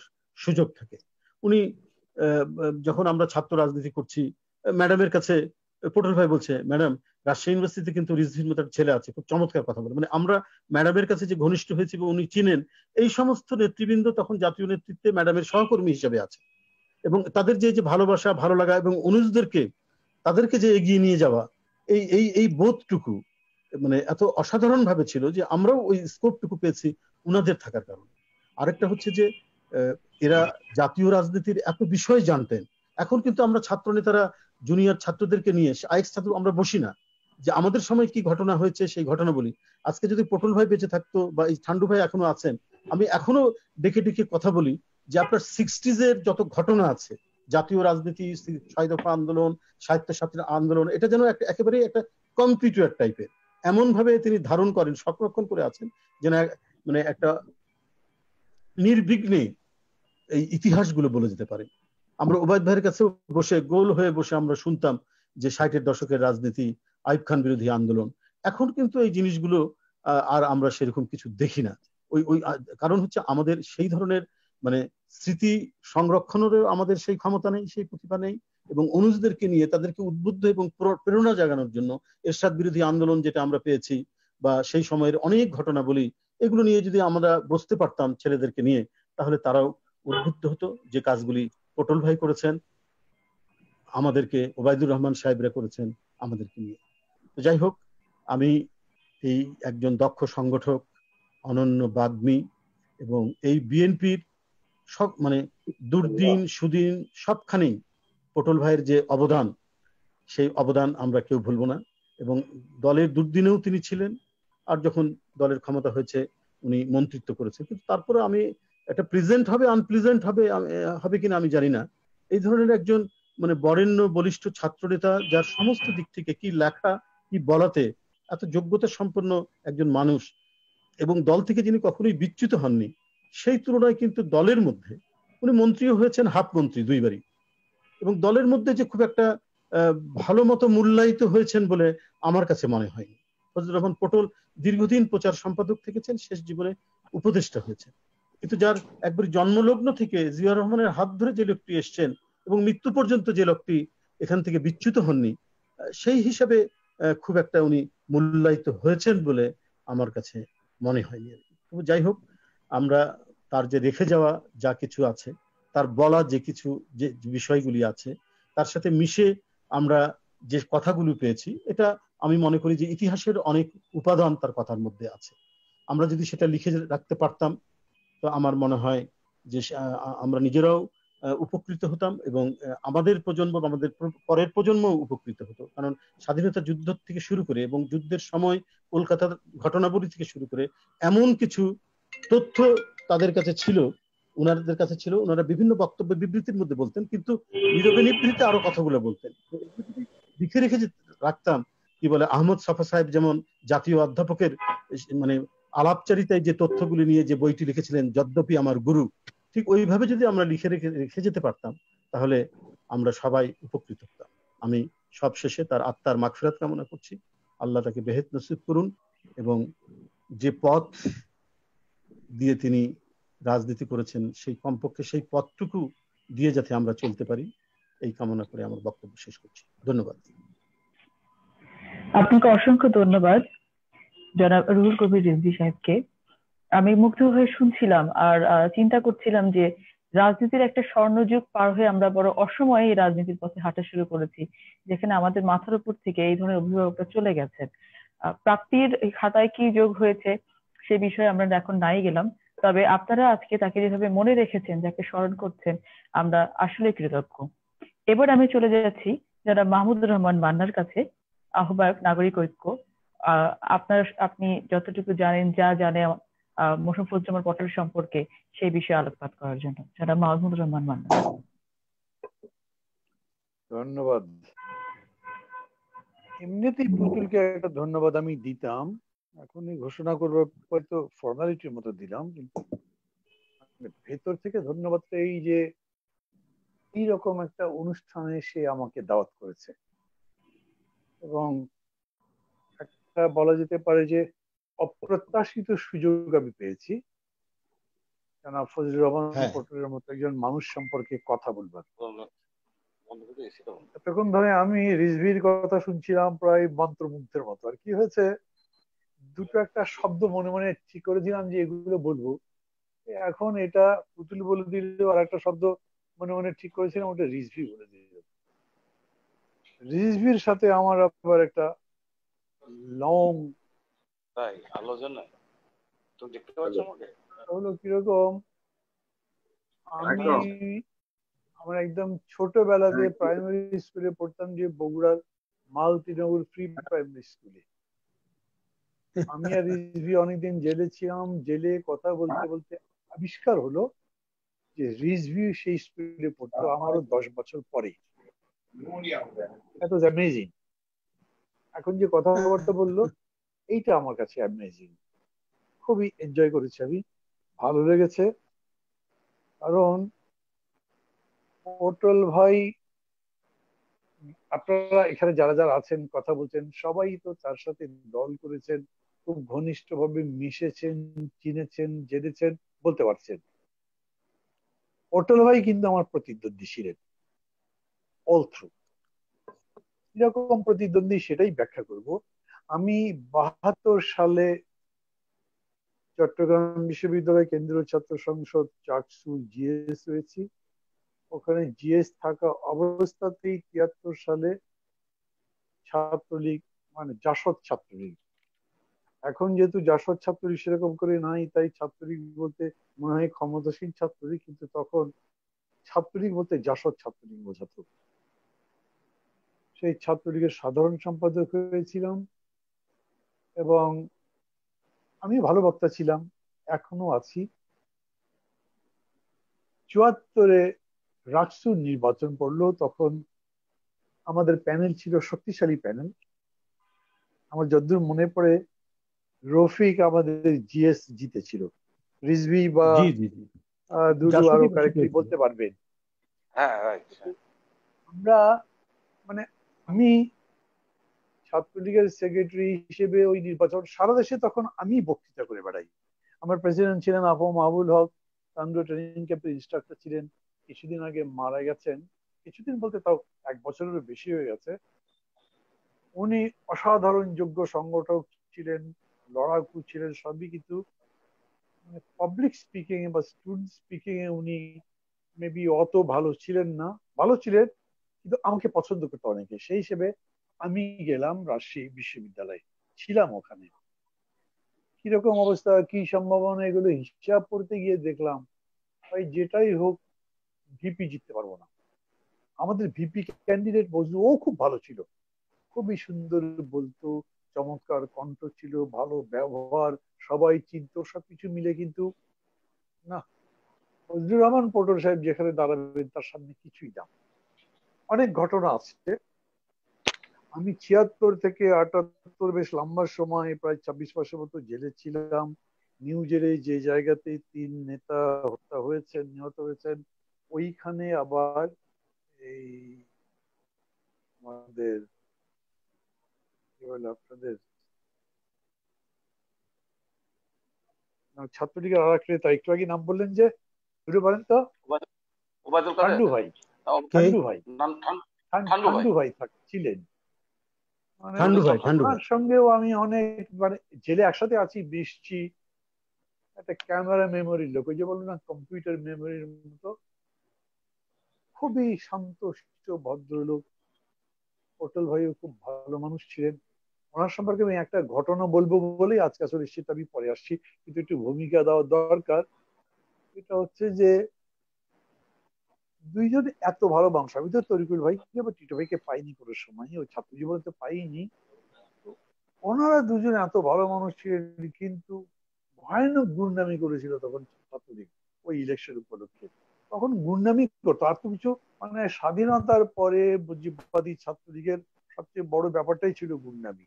73 তো ডাকসু ইলেকশনে হাইজ্যাকই করিল, কারণ বক্স এইখানে হাইজ্যাক করলো না, কিন্তু রাত্রে হলে হামলা হবে বলে আমাকে নিয়ে আমাদের কর্মীরা অন্য জায়গায় চলে গেল, যে না এখানে কিন্তু থাকতে পারবে না, ইত্যাদি ইত্যাদি। যাই হোক, তো এটা দুলু বলেছেন, রিজভিউ বললেন, অসাধারণ ভালো বক্তৃতা করতেন পটল ভাই। আমি কিন্তু তার বক্তৃতা শুনি নাই, যদিও আমার যদ্দূর মনে পড়ে আমি এবং ফজলুর রহমান পটল একই ব্যাচে, মানে একই বছরে এসএসসি পাস করেছিলাম। আমার যদি ভুল না হয় আমি 66-এ পাস করেছি এসএসসি।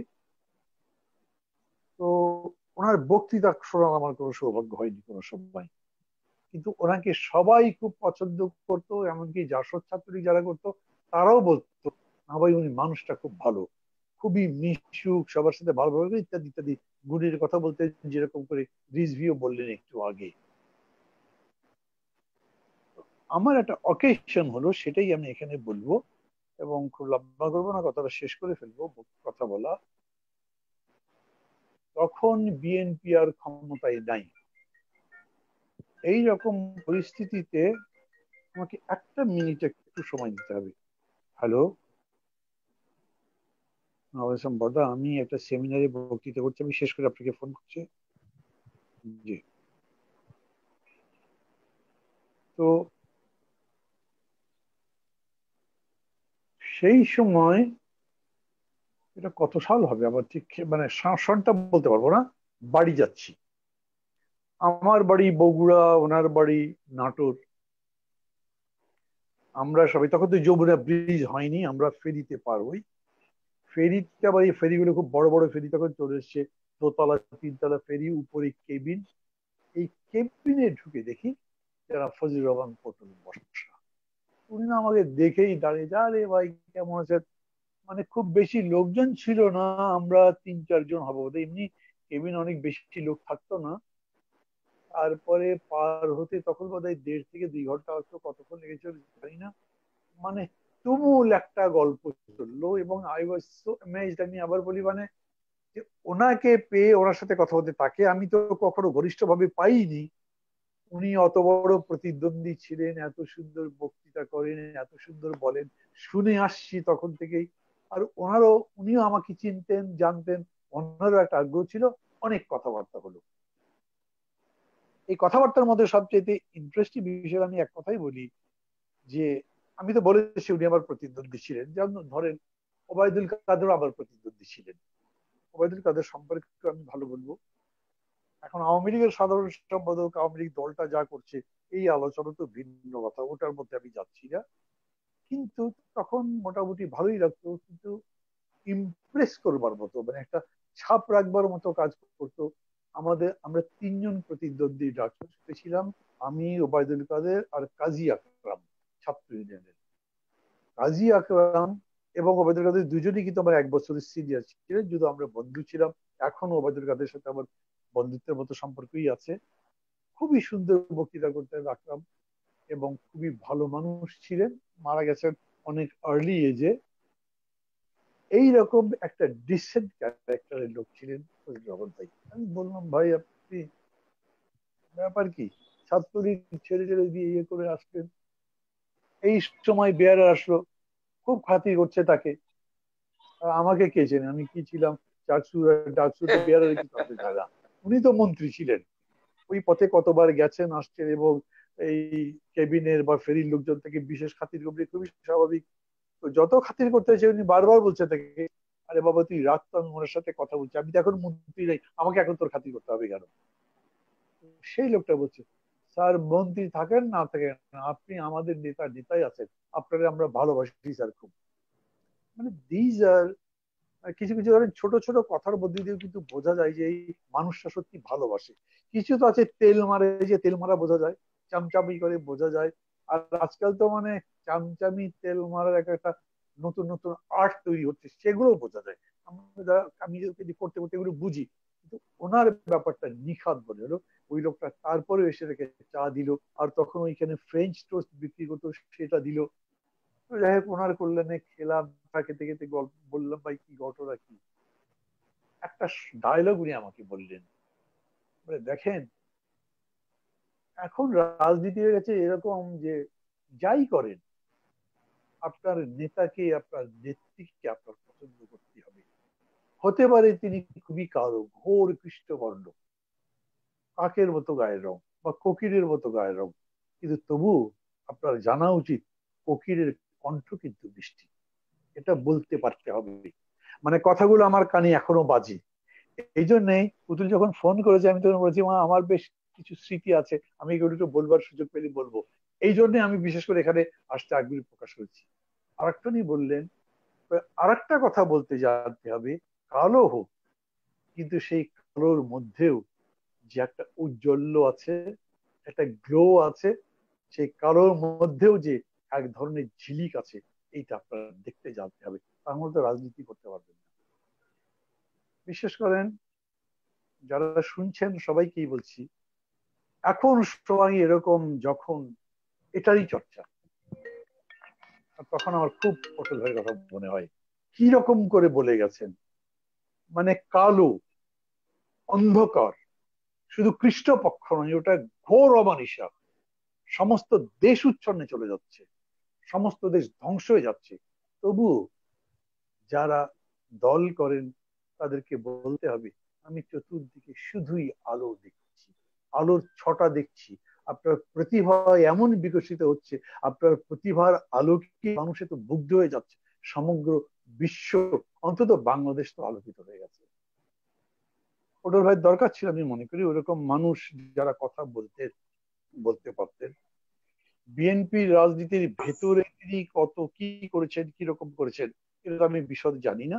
বিএনপির অভ্যন্তরের রাজনীতি আবার জানবার কথা না, সেটা চর্চা করবার তো প্রশ্ন আসে না। কিন্তু একটা জিনিস আমার মনে হয়, মানে পটল ভাইয়ের মতো লোক, এটা তো রিজভি বললেন বোধহয়, পরপর 3 বার উনি প্রতিমন্ত্রী ছিলেন। এটা তো নিশ্চয়ই উনি ফুল মন্ত্রী হতে পারতেন, কেন হননি সেটা তখন যারা ছিলেন মন্ত্রী বানাবার ক্ষমতা ছিল বা হিসাব ছিল, যোগ্যতা ছিল, তারা কেন করেনি সেটা তারা জানেন। কিন্তু এই কারণে আমি তার মধ্যে কোনো গ্লানি দেখিনি, এই কারণে আমি তার মধ্যে কোনো সমালোচনার ঢং দেখিনি। একজন রাজনীতিবিদ কেমন হওয়া উচিত বলেন? প্রথম কথা হলো তার রাজনীতি মানে যে নীতিতে উনি আছেন, যে নীতির চর্চা করেন, তার প্রতি তার নিষ্ঠ থাকতে হবে, তার প্রতি তার ভক্তি থাকতে হবে, এবং সেটাকে বাস্তবায়ন করবার জন্য তার একাগ্রতা এবং কর্মতৎপরতা থাকতে হবে। এর মধ্যে কষ্ট আছে, কোন মানুষের কষ্ট হয়, সে চাকরি জীবনে বলেন, ব্যবসার ক্ষেত্রে বলেন, এমনকি পারিবারিক ক্ষেত্রে বলেন, প্রত্যেক মানুষই তার ব্যক্তি জীবনে, সামাজিক জীবনে, পারিবারিক জীবনে অনেক বঞ্চনা, অনেক দুঃখবোধ, অনেক কষ্ট নিয়েই হয়তো চলতে চলতে একসময় মৃত্যুবরণ করে। রাজনীতির মধ্যে সেটা তো থাকবেই। এখানে মেনি মাইন্ডস এবং এতগুলো মানুষকে সমন্বয় করে একটা জায়গায় নিয়ে যাওয়া বিরাট ব্যাপার। আমি তো মনে করি যিনি বড় বড় দলের নেতা হতে পারেন বা এমনকি অনেকগুলো মানুষের নেতা হতে পারেন, তার অসাধারণ কিছু নিশ্চয়ই কোয়ালিটি আছে, যে সবাই কোনো না কোনো পয়েন্টে তার কাছে সারেন্ডার করে। এমন হতে পারে সেই নেতার প্রতি তার 15টা বিষয়ে 20টা বিষয়ে আপত্তি আছে, কিন্তু একটা বিষয়ে তার নিবেদন এতই প্রবল যে বাকি জিনিসগুলো সামনে আসে না। আমার কাছে মনে হয়েছে যে পটল ভাই এইরকম যোগ্যতা ছিল। এই কারণে উনি শুধু রাজশাহী বিশ্ববিদ্যালয়ের নেতা ছিলেন এরকম না, পুরো রাজশাহীর মানুষ, আশেপাশে যে মানুষগুলো, সবার কাছেই, যেহেতু আমার বাড়ি বগুড়া, যারা রাজশাহী ইউনিভার্সিটি পড়তেন, আমার অনেক বন্ধু বান্ধব ছিল, তাদের সাথে কথাবার্তা বলতাম, সবাই তার কথা বলতো। এবং মানে এখনো ওই সময় যদি কারোর সাথে দেখা টাকা হয়, কথা উঠলে গল্প করতে করতে তার কথা উঠে যায়। এবং অনেকে আবার আমার সাথে তার তুলনা করেন, কোথায় মিল কোথায় অমিল ইত্যাদি ইত্যাদি। যদিও অত বেশি কিছু আমি নিজেও জানি না কি মিল কি অমিল, কিন্তু আমার ওই ছবিটা ভাসে। আছে না কিছু কিছু মানুষ, ধরে তাদের চেহারার মধ্যেই এক ধরনের কি বলবো, এক ধরনের মেজাজ থাকে, চেহারার মধ্যেই এক ধরনের প্রকাশ থাকে, যেটা আপনার আস্থা রাখতে ইচ্ছা করে, যেটা দেখে আপনার মনে হয় যে না, এই মানুষটাকে বিশ্বাস করা যায়। আমি বললাম তো উনি আমার আজীবনের প্রতিদ্বন্দ্বী, সেটা রাজনীতিতেই বলেন অথবা ছাত্র রাজনীতির ক্ষেত্রে বলেন। কিন্তু ওই যে সময়টুকু আমি ক্যাবিনে পেলাম, কথা বললাম, সেই সময়টা আমি খুবই এনজয় করেছি, আমার এখনো স্মৃতিতে আছে। আমি মনে করি এই রকম মানুষ আমাদের রাজনীতিতে আরো আসুক, কারণ আবার বলবো, ঘোর অমানিসে এখন দেশে, এটা কই যাবে জানি না। মানে আমার কাছে বিস্ময়কর এক, করোনা আমাদের স্বাস্থ্য ব্যবস্থা নেকেট করে দিয়েছে, কত খারাপ। এই করোনার কারণেই হোক অন্য কারণ, আমাদের পুলিশ প্রশাসন কতখানি নির্দয়, কতখানি জঘন্য, এটা দেখিয়ে দিয়েছে। এটা দেখিয়ে দিয়েছে আমাদের বিচার ব্যবস্থা কতখানি খালি জায়গায় গেছে। এরকম সময় আমাদের নিবেদন নিয়ে, অঙ্গীকার নিয়ে, নিষ্ঠা নিয়ে নেতা কর্মীদের সংঘবদ্ধ করার কাজ করবার মানুষ দরকার। আমি মনে করি পটল ভাই থাকলে জানি না কোথায় কতখানি ভূমিকা রাখতে পারতেন, কিন্তু যেখানেই তিনি কাজ করতেন, যেখানে থেকে কাজ করতে দেওয়া হতো, তিনি এই ভূমিকা পালন করতে পারতেন, এটা আমার মনে হয়। আমার এই মনে হওয়ার মধ্যে অবাস্তব কিছু থাকতে পারে, হয়তো বর্তমান সময়ের সাথে সেটা নাও মিলতে পারে, কিন্তু তখন তাকে যেরকম দেখেছি, সেই মানুষটাকে আজকের সময় যদি আমি উপস্থাপন করি, তাহলে আমি তাকে এরকম প্রত্যাশার জায়গা থেকে উপস্থাপন করবো। ভালো থাকুক, তার স্মৃতি অমরাল থাকুক। এবং রিজভি যেটা বলেছে, বর্তমান প্রজন্মের কাছে এই মানুষগুলোকে যাতে তুলে ধরা যায়, সেই উদ্দেশ্যে আজকের এই অনুষ্ঠান যতখানি পারে ততখানি সার্থক হোক, এই প্রত্যাশায় আমার কথা বলে শেষ করছি। খোদা হাফিজ। অসংখ্য ধন্যবাদ আপনাকে। আমি কৃতজ্ঞ আপনার কাছে এত সুন্দর করে মরহুম ফজলুল পটলকে বিশ্লেষণ করার জন্য। উনি অবশ্যই খুবই দূরদৃষ্টি সম্পন্ন একজন রাজনীতিবিদ ছিলেন এবং মানুষকে ভালোবেসে কাছে টানার তার যে একটা ক্ষমতা ছিল এটা আসলে সবার ভেতরে পাওয়া যায় না। আমি আলোচনার এই পর্যায়ে চলে যাচ্ছি আমাদের স্থায়ী কমিটির সদস্য জনাব ইকবাল হাসান মাহমুদ টুকুর কাছে। রহিম, আমাদের সহকর্মী বিএনপির প্রতিষ্ঠা লগ্ন থেকে আমাদের রাজশাহী বিভাগে যে নেতৃত্ব দিয়েছিল জনাব ফজলুল হক পটল, তার এই স্মরণ সভায় উপস্থিত প্রধান অতিথি আমাদের মহাসচিব জনাব ইসলাম আলমগীর, উপস্থিত আমার সহকর্মী এই কমিটির সদস্য জনাব আমির হোসেন মোহাম্মদ চৌধুরী, উপস্থিত আমাদের আরেকজন স্বনামধন্য ছাত্র নেতা এবং নাগরিক আন্দোলনের আহ্বায়ক মাহমুদুর রহমান মান্না, উপস্থিত আমার ছোট ভাই রিজভী এবং আমার ছোট ভাই দুলু। পটল ওনার সম্বন্ধে আলোচনা করতে গেলে অনেক স্মৃতি আছে আমার, যদিও খুব যে একটা উঠা বসা করছি একসাথে করি নাই, কিছু কিছু স্মৃতি আছে যেগুলো ভোলার না। পটলের সাথে আমার প্রথম পরিচয় হয় 1975 সালের জুনের মাসের দিকে। আমার যদ্দূর মনে পড়ে তখন বোধহয় শেখ কামালের বিয়ে ছিল, সেটা তো খুব আলোড়িত বিয়ে ছিল। সেখানে বিভিন্ন জায়গা থেকে নেতারা এসেছিল, ফজলুর রহমান পটলও রাজশাহীর ছাত্র নেতা হিসেবে এসেছিল। সেইখানে আমাকে শেখ কামাল পরিচয় করিয়ে দেয়। আমি তখন বিয়ে করেছি নাটোরে, যে এই নেতা, এই যে দুলাভাইকে চেনেন? চেনেন কিন্তু চেন আমার খেয়াল নাই। তো সে আমার দিকে একটু হা করে তাকিয়ে আছে। তখন বললো যে নাটোরের জামাই, নাটোরে বিয়ে করছে আমাদের বন্ধু ভাসানী, আমাকে ভাসানী ডাকতো তখন। আমি ইয়ে দেখছি মিটিং এ, আমাদের আগে থেকে তো পরিচয় হয়নি সেভাবে। ওই অনুষ্ঠানের মধ্যে আমার বলতেছে ফট করে হাত ধরে, আরে দুলাভাই আপনি আমাদের নাটোরে বিয়ে করছেন, আপনার পরিচয় কি? আমি তখন আমার পরিচয় সিরাজগঞ্জের পরিচয় দিলাম। মনে হলো বোধহয় মানে পরিচয় হতে যতটুকু টাইম লাগে, ঠিক সেই সময়ের মধ্যে মনে হলো যে পটল সাহেব আমার কত পরিচিত। আমরা বোধহয় যুগ যুগান্তর একসাথে উঠা বসা করছে, এইভাবে আমাকে আপন করে নিল। এই আপনাদের সিরাজগঞ্জে গেছি, সিরাজগঞ্জে ভুগতেছি, বুঝলেন না আসি তো আমার গলা সিরাজগঞ্জে মাত করে রাখছি আমি বই পড়তে যেতে। না আমি সিরাজগঞ্জ সব ভক্তি বললাম। তারপরে 75-এর পট পরিবর্তনের পরে আমার ফজলুর রহমান পটলের সাথে আর দেখা সাক্ষাৎ হয়নি। তারপর দেখেছি ইয়েতে উনি বিএনপি জয়েন করেছেন, বিএনপি জিয়া রহমান আমলে বিএনপির নেতা। তারপরে এরশাদের উত্থান, এরশাদের বিরুদ্ধে যখন আন্দোলন হয় তখন একদিন হঠাৎ করে আমার মতিঝিল অফিসে পটল সাহেব এসে হাজির। আরে দুলাভাই কোথায় পালায় থাকেন, আমাদের খবর টবর নেন না, এইরকম আমরা আন্দোলন সংগ্রাম করতেছি, কিছু আমাদেরকে দেখেন না। মানে আজিব, আমি তার অনেক ঘনিষ্ঠ মানব, মানে আপন দুলাভাই, আপনার খোঁজ খবর নেন টেন, অনুযোগ, নানান রকমের অনুযোগ। যাওয়ার সময় এই আন্দোলন সংগ্রাম করতে অনেক পোলাপানের অনেক কিছু আছে জানতো।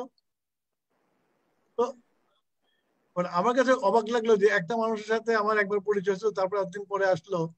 এটা বোধহয় একজন যে লোক মানুষের সাথে র্যাপও করতে পারে, যে লোক মানুষের সাথে সম্পর্ক তৈরি করতে পারে, তার পক্ষে সম্ভব। এবং পটল সাহেব সেইটাই করতে পারতেন, মানুষের সাথে পট করে আপন হয়ে যে তাদের সাথে সম্পর্ক করতে পারতেন। এরকম এই এরশাদ বিরোধী আন্দোলন চলার সময় আমার সাথে বহুবার দেখা হয়েছে। অনেকদিন আমরা ইয়েতে সাথে করে নিয়ে যে ঢাকা ক্লাবে দুপুরে খেয়েছি, আলোচনা হয়েছে, অনেক কিছু হয়েছে। তারপরে বিএনপিতে যোগদান করার পরে তখন সে অলরেডি মন্ত্রী হয়ে গেছে, সাবেক মন্ত্রী। আমি 96 সালে বিএনপি জয়েন করলাম।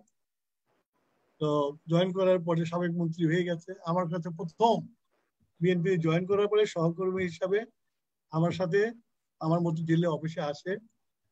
তার কি একটা চিকিৎসার জন্য ব্যাংককে যাবে, ব্যাংকক নিয়ে আমার সাথে আলোচনা করার জন্য। আমার সাথে অনেকক্ষণ আলোচনা, আমি ব্যাংকক সম্বন্ধে বুঝালাম যে তো আমি জয়েন করেছি। আমার সমস্যা সব শুনলো। এসব শোনার পরে আপনার কোনো মন্তব্য করলো না, আরো বিরুদ্ধে কোনো মন্তব্য করলো না, দুলাভাই আপনি চালায় যান, আমি আছি, কোনো অসুবিধা নাই। তারপরে তো একসাথে চলা। 2000 সালের নির্বাচন, সে নির্বাচিত হলো। তখন আগেও এমপি ছিল, আবার এমপি হলো। এমপি হয়ে সে প্রতিমন্ত্রী হলো, আমি প্রতিমন্ত্রী হলাম। ওই সময়ের মাঝখানে কিন্তু এককালে পটল একা ছিল রাজশাহী বিভাগে, রাজশাহীতে পটলই ছিল একা। কিন্তু তার এই বিবর্তনের মাঝে অনেক নেতা হয়ে গেছে। আমাদের দুলুর উপমন্ত্রী হয়েছে, তারপরে মিনু মেয়র হয়েছে, এমপি হয়েছে। এবং মানে রাজনীতিতে তো প্রতিযোগিতা আছে, প্রতিযোগিতা থাকবে। কিন্তু আমার সাথে যতদিন আলাপ হয়েছে, যে একটা সময় গেছে যে পটলের অবস্থানটা মানে ইম্পর্টেন্সটা আর কি রাজনীতিতে লেস ভিজিবল দেন পটল, এই দুলু অথবা মিনু। আমি কোনোদিনও আমার সাথে বসলে, আমার সাথে আড্ডা হলে কোনোদিনও তার মুখে শুনি নাই যে ভাই আমার এত 50 হয়ে গেছে, আমার তো কোনো দাম নাই, আমার এইসব আক্ষেপ সে কোনোদিনও করে নাই। হি ওয়াজ এ রিয়েল পলিটিশিয়ান। যে মানে পানি, ওই যে ইয়ে বললো, আমাদের পান্না সাহেব বললো যে কালো যতই কালো হোক না কেন, তার মধ্যে থেকে আলো আলো দেখতে হবে, সেটা পটল সাহেব বিশ্বাস করতেন। এবং তখন মনে হচ্ছে তার মাথার উপর পানি চলে এসেছে। দ্বিতীয়বার যখন প্রতিমন্ত্রী হলো, হয়ে যখন সেটাও কোনো ইম্পর্টেন্ট পোর্টফোলিও নেই, একটা যুব মন্ত্রণালয়ের দায়িত্ব পেল, তখনও শুনি নাই যে তার চেয়েও যে লেস ইম্পর্টেন্ট লিডার ছিল, তারা যে বিএনপিতে অনেক বড় নেতা হয়ে গেছে, পটল সাহেবের জায়গায় রয়ে গেছে, এইটা নিয়ে কোনোদিন অভিযোগ করতে শুনিনি আমি। বরঞ্চ আমি তারে খোঁজাচ্ছি, এই মিয়া আমার বড় শালা, আমি বড় শালা ডাকতাম। দুলু আমার ছোট শালা, সে ছিল আমার বড় শালা। এই বড় শালা কি হইতেছে, ছোট শালায় তাহলে আপনারা নিয়ে নিবে, টেক্কা দিয়ে নিয়ে নিবে। আমার আছে দুলো ভাই, এত চিন্তা করলে কি রাজনীতি হয় নাকি? আমার রাজনীতি আমি করতেছি। এইরকম একটা আপনার মানে মানে ইয়ে নির্মোহ একটা মানুষ আর কি, কোনো মোহ ছিল না যে আমার নেতৃত্ব কমে গেল, আমার ইম্পর্টেন্স কমে গেল। এগুলো পটল সাহেবের মধ্যে আমি কখনো দেখি নাই, শেষ পর্যন্ত দেখি নাই। এবং পটল সাহেবের যাওয়াটা আমাদের জন্য খুব, আমি বলবো যে একটা আমরা আমাদের চিন্তা হয় হঠাৎ করে পটল সাহেবের। আমি একদিন শুনলাম দুলু আমাকে এসে বললো, দুলু ভাই চলেন যাই একটু ইয়েতে যাই, বনশ্রীতে যাই, ইয়ের পটল ভাইয়ের অবস্থা খুব খারাপ। খুব খারাপ মানে আমি 2 দিন না 3 দিন, কয়েকদিন আগে তো আমি দেখলাম, তার সাথে আমার সাথে আলাপ হইলো, হইলো আমার গল্প করলো যে নিউ মার্কেটে বাজার করছে, বড় মাছ কিনছে, গল্পগুলো। আবার তার কি হয়েছে, তার মানে আপনি জানেন না, তার তো কিডনির অবস্থা খুব খারাপ। আমি তো শুনে অবাক হয়ে গেলাম যে ভালো মানুষ আমার সাথে গল্প করে গেল। 5-7 দিন আগে বোধ হয় ইয়ের ওখানে, ইয়ের সাথে সাক্ষাৎ ছিল লবির ওখানে। আমি তো বুঝলামও না তার এরকম একটা ঘটনা ঘটছে। যাই হোক, তারপর আমি দুলুর সাথে, সেটাই আমার সাথে শেষ দেখা। দুলুর সাথে গেলাম ইয়েতে, বাসাতে। সে দিব্যি তার যে এরকম ইয়ে কি বলে কিডনির সমস্যা আছে দেখে তো মনে হলো না দুপুরবেলা আমাদের খাওয়ানো। দুলুর কথাই ঠিক যে কেউ গেলে তার বাড়ি থেকে না খেয়ে আসতে বলে কেউ বলতে পারবে না আর কি, খাওয়ার টাইমে গেলে বিশেষ করে। সেদিন দুপুরে আমি দুলু আরো কি ছিল সাথে, আমরা সব খেলাম, খেয়ে চলে আসলাম। তারপরে তো ঘটনা খুব দ্রুত অবনতি হলো এবং আমাদেরকে ছেড়ে চলে গেল। তবে রাজনীতির এই বেহাল অবস্থার মধ্যে আমি মনে করি যে পটল সাহেবের মতো একজন নেতা যদি আমাদের থাকতো, বিশেষ করে আমাদের রাজশাহী বিভাগে যদি এরকম একজন নেতা থাকতো, তাহলে আমাদের এই আজকে যে অবস্থা তার কিছুটা হলেও আমরা একসাথে আমাদের সংগঠনকে, আমাদের দেশের রাজনীতিকে আমরা ঠিক করতে পারতাম। আমি ধন্যবাদ দেব আমাদের ভাতিজিকে, যে সে তার বাবার এই একটা আলোচনা অনুষ্ঠানের আয়োজন করেছে এবং সেখানে সে আমাকে ডেকেছে। জন্যই আমি তার অনেক পুরনো স্মৃতিগুলো বলতে পারলাম। পটল আসলে আপনার ওই জনমানুষের নেতা ছিল, এটা খাওয়া মানুষের নেতা ছিল। সেই রাজনীতি সে সারা জীবন করে গেছে এবং সে কখনো কোনোদিনই কাগজ থ্রেট মনে করতো না। সে জানতো তার অবস্থান কোথায়, সে কোথায় থাকতে পারে, সেই হিসাবে সে চলেছে এবং সেই হিসাবে সে এই পৃথিবী থেকে চলে গেছে। আমি তার আত্মার মাগফিরাত কামনা করি এবং তার আল্লাহ তাকে বেহেশতে স্থান দেখ, এই কামনা করে আমার বক্তব্য এখানে শেষ করি।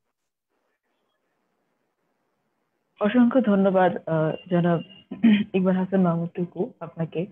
আমি আসলে আপনার কথা শুনছিলাম এবং আবেগে আপ্লুত হয়ে যাচ্ছিলাম, কারণ আপনি যে ওনার সাথে সাক্ষাতের যে কথাটি বললেন সেটা আমার খুব স্পষ্ট মনে আছে। আপনারা এসেছিলেন, আপনি আমাদের শ্রদ্ধেয় দুর্গাতে আপনারা এসেছিলেন এবং আমরা আব্বু খুবই মনটা তার খুশি ছিল ওদিন, সবকিছু মিলিয়ে উনি খুব আনন্দে ছিলেন এবং এরপর হয়তো আপনাদের সাথে দেখা হয়নি ওনার। আপনারা সবাই তার জন্য দোয়া করবেন। আমি এখন চলে যাচ্ছি আমাদের পরবর্তী বক্তা, আমাদের স্থায়ী কমিটির সদস্য জনাব আমির খসরু মাহমুদ চৌধুরীর কাছে।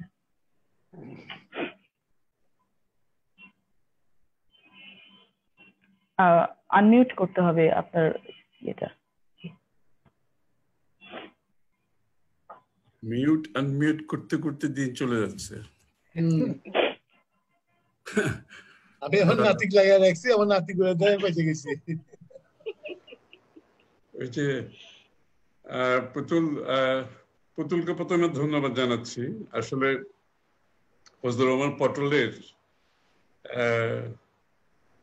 যে স্মৃতিচারণ করার জন্য আমাদেরকে সুযোগটা সৃষ্টি করে দিয়েছে। এটা হয়তো যথেষ্ট নয়, সব বক্তারা বলেছেন। ফজলুর রহমান পটলের মতো নেতা আসলে রাজনীতিতে তার যতটুকু ডিজার্ভ করে, যতটুকু তার পাওয়ার, সেটা হয়তো অনেকে বলেছে সে সেইভাবে হয়তো মূল্যায়িত, তার মূল্যায়ন শত আমরা করতে পারি নাই। তো এটার জন্য সবাই দায়ী। এটা রাজনীতি খুব কঠিন কাটথ্রোট বিজনেস, এটা আমরা সবাই জানি। কিন্তু এই কাটথ্রোট বিজনেসের মধ্যে যে মানুষ, যেটা টুকু বললো এবং রিজভিও বললো, যেসব মানুষ নিজেদেরকে এই লোভ লালসা, এই কাটথ্রোট বিজনেসের মধ্যে যে কম্পিটিশনের মধ্যে যেতে না পারাটা, এটা কিন্তু একটা বড় ধরনের, বড় হৃদয়ের মানুষের দরকার। সে কিন্তু কোনো সময় এই কম্পিটিশনে যায়নি। সে খুব স্বাভাবিক একটা অর্গানিক্যালি সে নেতা হিসাবে তার যোগ্যতার মাধ্যমে, তার বর্ষিয়ার নেতা, তার গ্রহণযোগ্যতা, তার বিনয়, তার গ্রহণযোগ্যতা, সে কিন্তু উঠে এসেছে একেবারে নিজ যোগ্যতায় উঠে এসেছে। কিন্তু রাজনীতি করে যে সমস্ত নেতা রাজনীতিতে উঠে আসে, সে মোটেই সেই ক্যাটাগরিতে পড়ে না এবং সে কোনোদিন সেই দিকে যায়ই নাই। এবং যে অনেকে আপনারা বলেছেন যে আমার অফিসে ওই পটল প্রায় সময় আসতো আড্ডা মারার জন্য, কোনো কাজ নেই। আমার অফিস তখন কারণ বাজারে ছিল, পরে যখন মনাধিতে প্রায় আসতো, কেন জানি তার ভালো লাগতো আমার সাথে আড্ডা মারতে, আমার অফিসে আড্ডা মারতে আসতো প্রায় সময়। এই কোনো সময় তাকে যে মূল্যায়নের বিষয়টি আছে, কোনো সময় আমি তার মুখ থেকে শুনিনি।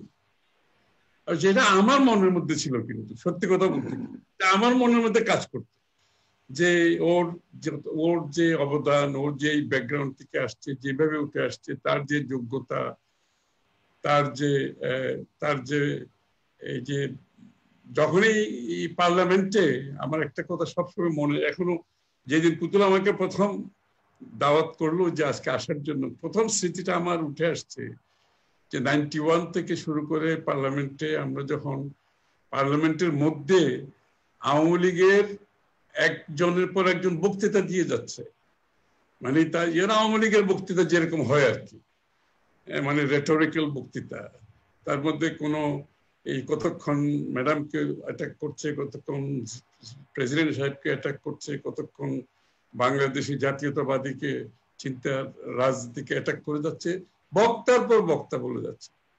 তখন আমি একটা জিনিস সবসময় খেয়াল করতাম, ম্যাডাম কিন্তু ইশারা করত পটলের দিকে, মানে এখন পটলের বক্তব্য দেওয়া দরকার। ঠিক পটল সে দাঁড়াতো এবং তার বক্তৃতার মাধ্যমে সে ডেমোলিশ করে দিত একদম। এই 5-7 জন আওয়ামী লীগের যত বক্তা ছিল এর আগে, তার বক্তব্য টোটালি ডেমোলিশ। মানে এতগুলো লোক যে এতগুলো কথা বললো, সে একটা লোক কিন্তু তার বক্তৃতার মাধ্যমে কমপ্লিটলি ডেমোলিশ করে দিত। এই স্মৃতিটা আমার বারবার মনে পড়ে। এবং যখনই আওয়ামী লীগের পক্ষ থেকে এই জন্য বিভিন্ন বক্তারা এই ধরনের এই অপরাজনীতি, এই সমস্ত কুরাজনীতি বক্তব্য রাখতো, পটল ছিল আনসার। তখন আমাদের পার্লামেন্টের মধ্যে পটল ছিল এগুলো একটা আনসার, এবং ম্যাডাম তখন ইশারা করতো পটলকে বলতে বললো, এবং সে দাঁড়াতো এবং তার বক্তব্যের মাধ্যমে এটা সমাপ্তি করতে, তাকে আবার কবর রচনা করে দিত সে। এরপর আর কারো কিন্তু বলার আর প্রয়োজন হতো না বিএনপির পক্ষ থেকে। এবং সে এই ওবায়দুর রহমান সাহেব, ফজলুর রহমান পটল, এই জিয়া রহমান সাহেবের যে নতুন ধারার রাজনীতি, যে জাতীয় ঐক্যের রাজনীতি, দেশ মানুষ বাংলাদেশি জাতীয়তাবাদ এবং এই যে ঐক্যমতের যে রাজনীতি, যে বহুত্ববাদের রাজনীতি, জিয়া রহমান সাহেব যখন এই কাজটা শুরু করেছে, তখন কিন্তু বিভিন্ন দলের ভালো মানুষদের, এই মানুষগুলো, আলোকিত মানুষগুলো কিন্তু অনেকেই বিএনপির দিকে ধাবিত হয়েছে এবং বিএনপিকে আলোকিত করেছে। এবং তার মধ্যে কিন্তু ফজলুর রহমান পটল কিন্তু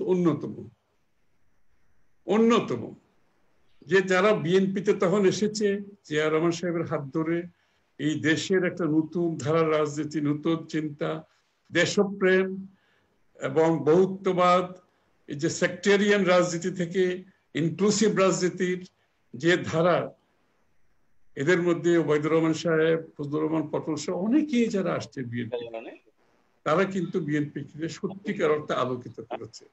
এবং তারা বিএনপিকে একটি নতুন ধারার রাজনীতিতে, এদের কিন্তু সকলের ভূমিকা আছে এবং পটলের ভূমিকা অনন্য ভূমিকা। এই যেভাবে মাঠের রাজনীতিতে তার কথাবার্তায়, বক্তব্যে সেই অবদান রেখেছে, পার্লামেন্টের ভিতরে আমি মনে করি আরো বেশি রেখেছে।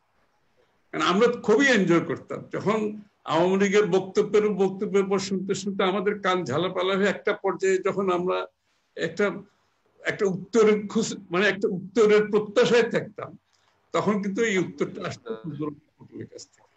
এত সুন্দর তার বক্তৃতা, তার বাকশক্তি, যে এত সুন্দর করে বলতো, আমরা একটা স্বস্তির নিঃশ্বাস ফেলতাম। ওর বক্তৃতাটা হয়ে গেলে একটা স্বস্তির নিঃশ্বাস ফেলতাম। যাই হোক, এই আওয়ামী লীগের এই অপরাজনীতি, কুরাজনীতির একটা উত্তর আমরা দিয়ে দিয়েছি, এখন আমরা একটা স্বস্তির নিঃশ্বাস ফেলতাম। এবং সবচেয়ে বড় কথা যে তার মধ্যে এই যে তার তো কোনো কমপ্লেন ছিল না, এই যে তার চাওয়া পাওয়া নিয়ে কোনো কমপ্লেন ছিল না, কিন্তু তার মধ্যে আরেকটা বড় গুণ ছিল যেটা অনেকে বলেছেন, যে বিনয়। সে একটা বিনয়ের ভান্ডার ছিল, মানে তার মধ্যে এত বিনয় ছিল। আমি বয়সে হয়তো তার চেয়ে একটু বড় ছিলাম, কিন্তু বড় ভাই হিসাবে, এই যে কথা বলতো বড় ভাই হিসাবে, যেভাবে সে কথাবার্তাগুলো বলতো, সম্মান করতো।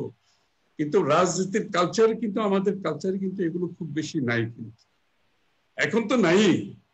ইভেন আমি 90 শতকের পর থেকে যে রাজনীতির কালচার, এই বিনয়, যে লোকটা এরকম একটা ভালো বক্তা, যে একটা রাজনৈতিক ভাবে সে তার একটা অবস্থান, তার মধ্যে এত বিনয়, অসম্ভব বিনয় ছিল সে। এবং এরকম একটা অবস্থানে থেকেও তার মধ্যে সেই বিনয়টা কোনো সময় লোপ পায়নি, কোনো চাহিদা ছিল না তার মধ্যে। এবং এটা তার পরিবারে গিয়ে আমি পটল, আমার দুঃখের সাথে বলতে হচ্ছে, সে যখন মারা গেছে আমি দেশে ছিলাম না, বাইরে ছিলাম। তার জানাজা, তার কোনো কিছুতে আমি অংশগ্রহণ করতে পারিনি। আমি যখন বাইরে থেকে ফিরে আসি তখন পুতুলকে ফোন করে ওদের বাসায় গিয়েছি, জাস্ট ভাবির সাথে দেখা করার জন্য, ওদের সাথে দেখা করার জন্য। এবং ওর বাড়িতে গিয়ে বুঝতে পারলাম যে এই যে মানুষটা বাইরে যেরকম, যে মানুষটাকে আমি দেখেছি, ওর বাড়িতে গিয়ে দেখেছি সেই মানুষটা। একটা 51বর্তী পরিবার, ওই যে বললো 31 জন না 36 জন লোক ওখানে একসাথে বসবাস করে। ওর পরিবারে গিয়ে আমি দেখলাম সবাই একসাথে খাওয়া দাওয়া করে। এগুলো মানুষের জীবনের কিন্তু একটা প্রতিফলন, যে ব্যক্তিগত জীবনে, পারিবারিক জীবনে, রাজনৈতিক জীবনে যে সমস্ত লোক ভালো হয়, সব এর প্রতিফলন কিন্তু সব জায়গায় আছে। তার বাসায় গিয়ে আমি বুঝতে পারি খাওয়া দাওয়া, তাদের বাসাতে 51বর্তী পরিবার এবং খাওয়া দাওয়ার একটা বড় বিষয় আছে। আমি যেহেতু 51বর্তী পরিবারে বড় হয়েছি, জয়েন্ট ফ্যামিলিতে, এটার আমার কাছে একটা, আমাদের কাছে একটা মানে খুব একটা বিষয় আমরা কাজ করে। আমরা বুঝি যারা 51বর্তী পরিবার থেকে আসছে, যারা একসাথে অনেকে বড় হয়েছে, তাদের মধ্যে কিছু জিনিস কাজ করে। এবং আমি ওদের বাসায় গিয়ে তখন বুঝতে পারছি কেন পটলের মধ্যে এই বিষয়গুলো কাজ করছে। যে উদারতা, একেবারে একেবারে রেড রেসের মতো কাটথ্রোট পলিটিক্স এর মধ্যে সে কেন যায়নি, এই যে একটা উদারতা তার মধ্যে কাজ করেছে। যাই হোক, আমি বক্তৃতা শেষ করছি, আজকে অনেক সময় হয়ে গেছে, হয়তো ওর সম্বন্ধে বলতে গেলে অনেক সময়ের প্রয়োজন। আমি পুতুলকে ধন্যবাদ দিচ্ছি, আমাদেরকে সুযোগটা সৃষ্টি করে দিয়েছে আজকে বলার জন্য। আমার মনে হয় তুমি আরো বেশি ভবিষ্যতে পটলের স্মৃতির অঙ্গনে যাতে আমরা আরো বিচরণ করতে পারি, আমরা কথাবার্তা বলতে পারি, তাকে স্মরণ করতে পারি। তার মতো নেতা আজকের বিএনপির যে রাজনীতি, বাংলাদেশের যে রাজনীতি, বিএনপির রাজনীতি বলবো না, আমরা যে রাজনীতির মধ্যে এখন পতিত হয়েছি, এই রাজনীতিতে পটলের প্রয়োজন অনেক বেশি ছিল। তার একটা সাহসী ভূমিকা, তার বক্তব্য, তার গ্রহণযোগ্যতা, যেটা অনেক রাজনীতিবিদদের মধ্যে আজকে খুঁজে পাওয়া যায় না। রাজনীতিবিদের সংখ্যার কোনো অভাব নেই, কিন্তু এই সব গুণাবলীর অধিকারী রাজনীতিবিদ আজকাল খুঁজে পাওয়া খুবই কঠিন। ওকে আমরা মিস করবো সবসময়, এবং ও আমাদের স্মৃতিতে থাকবে, আমাদের ভালোবাসার পাত্র হয়ে থাকবে আগামী দিনে সব সময়। সবাইকে ধন্যবাদ। অসংখ্য ধন্যবাদ আমির খুশি চাচা আপনাকে। আমি তার সন্তান হিসেবে আপনাদের কাছে কথা দিচ্ছি, ফজলুর রহমান পটলকে আমি কখনো মরে যেতে দেব না, আমরা কখনো মরে যেতে দেব না। তার আদর্শকে আমরা বাঁচিয়ে রাখবো ইনশাআল্লাহ সবার মাঝে। আমরা অনুষ্ঠানের একদম শেষ পর্যায়ে চলে এসেছি। আমি আমাদের শ্রদ্ধেয় আমাদের মহাসচিব মির্জা ফখরুল ইসলাম আলমগীরের কাছে যাচ্ছি এখন, তাকে তার বক্তব্য দেওয়ার জন্য।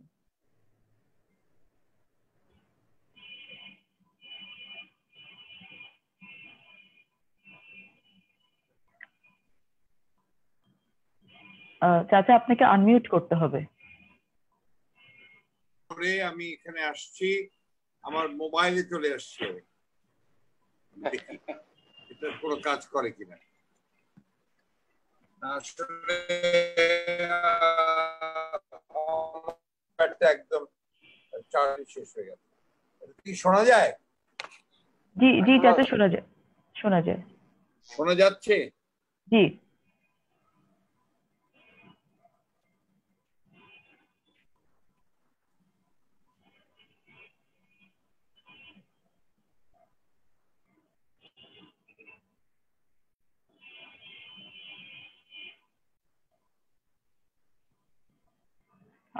চাচা আপনাকে আনমিউট করতে হবে।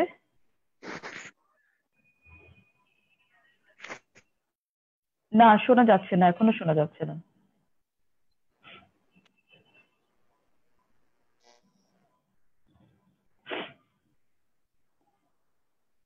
ভয়টাই পাচ্ছিলাম আমি। জি এখন এসছে। জি আচ্ছা আচ্ছা আচ্ছা, থ্যাংক ইউ। পুতুলকে ধন্যবাদ যে আমাকে আমার একজন প্রিয় মানুষের স্মৃতি তর্পণের জন্য এই অনুষ্ঠানে আমাকে সে সুযোগ দিয়েছে, যদিও আজকে সারাদিন এই ভার্চুয়াল যন্ত্রের সামনে থেকে আমি একদম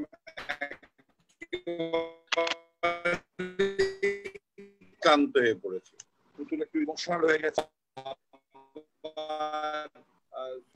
কন্যাকে সঞ্চালনা করতে হয়,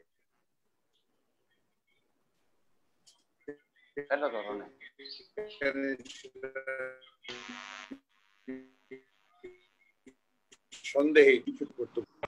আমি ফজলুর রহমান একটা পরিচয় ছিল, রাজশাহী বিশ্ববিদ্যালয়ের ছাত্র নেতা ছিলেন।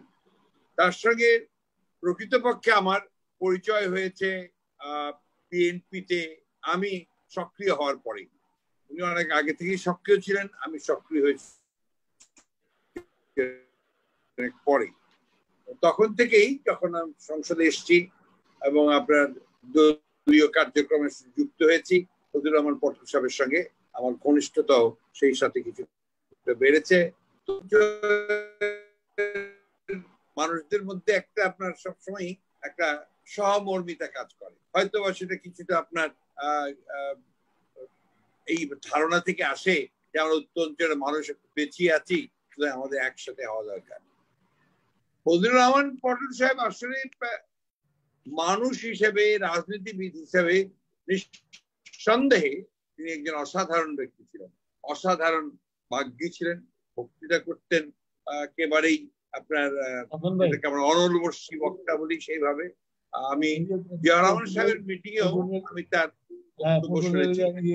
পরবর্তীকালে দেশনেত্রী বেগম খালেদা জিয়ার সঙ্গে যখনই কোনো সভাতে গেছেন,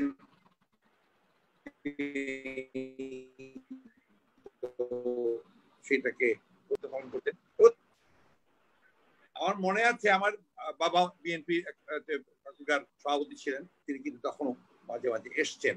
পরবর্তীকালে আমি যখন আপনার সভাপতি হয়েছি তখন উনি বেশ কয়েকবার এসছেন এবং আমাদের সংগঠনকে গুছিয়ে দেওয়ার চেষ্টা করেছেন।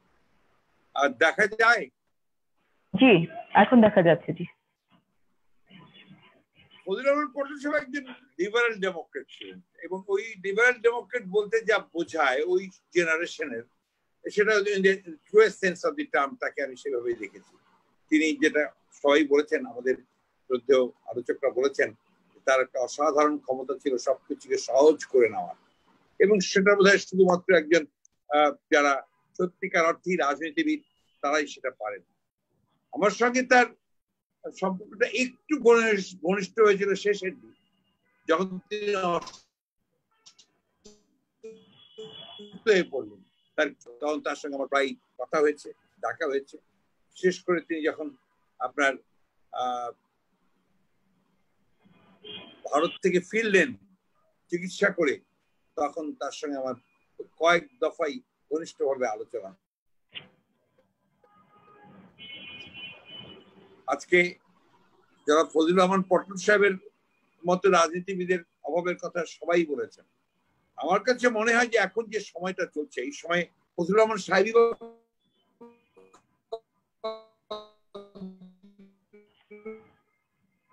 কি করতেন আমি জানি, এখন চলছে যেমন তেমন রাষ্ট্রে তেমন বিশ্বে একটা এমন একটা অবস্থা যে এটাকে আমরা অনেকেই আমরা ঠিক পরিচিত হতে পারি। কিন্তু তারপর যে কথাটা বলেছেন মান্না সাহেব, উনি বলেছেন ওর মধ্য থেকেও তিনি আলো খুঁজে নিতেন। সেটাই হচ্ছে প্রকৃত দূরদৃষ্টি সম্পন্ন রাজনীতিকের চিন্তা, যে আমাকে এর মধ্যে থেকেই আলো খুঁজে বের করতে হবে, এর মধ্যে থেকে আমাকে পথ খুঁজে নিতে হবে এবং পথ দেখার চেষ্টা করতে হবে। আজকের যে অবস্থা চলছে, এতে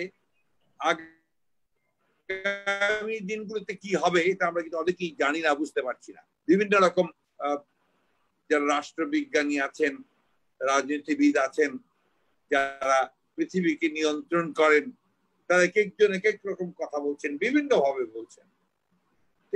এইখানে আমাদের মতো দেশের জন্য, আমাদের মতো এই ধরনের গরিব দেশের জন্য, আমাদের মতো দেশের মানুষের কল্যাণের জন্য ঠিক কিভাবে রাজনীতি কতটুকু এগুবে, সে কথাটাও খুব অত্যন্ত কঠিন একটা বিষয়। বিশেষ করে আমরা যারা বিএনপি করি, আমাদের এই বোধ, আমাদের এই উপলব্ধি আমাদের কতজনের মধ্যে কতটুকু আছে আমি ঠিক বুঝতে পারি না। আজকে মাহমুদুর রহমান সাহেব মান্না আছেন, আমি তো তাকে শুধু রাজনীতিবিদ মনে করি না, আমি তাকে একজন পণ্ডিত মনে করি।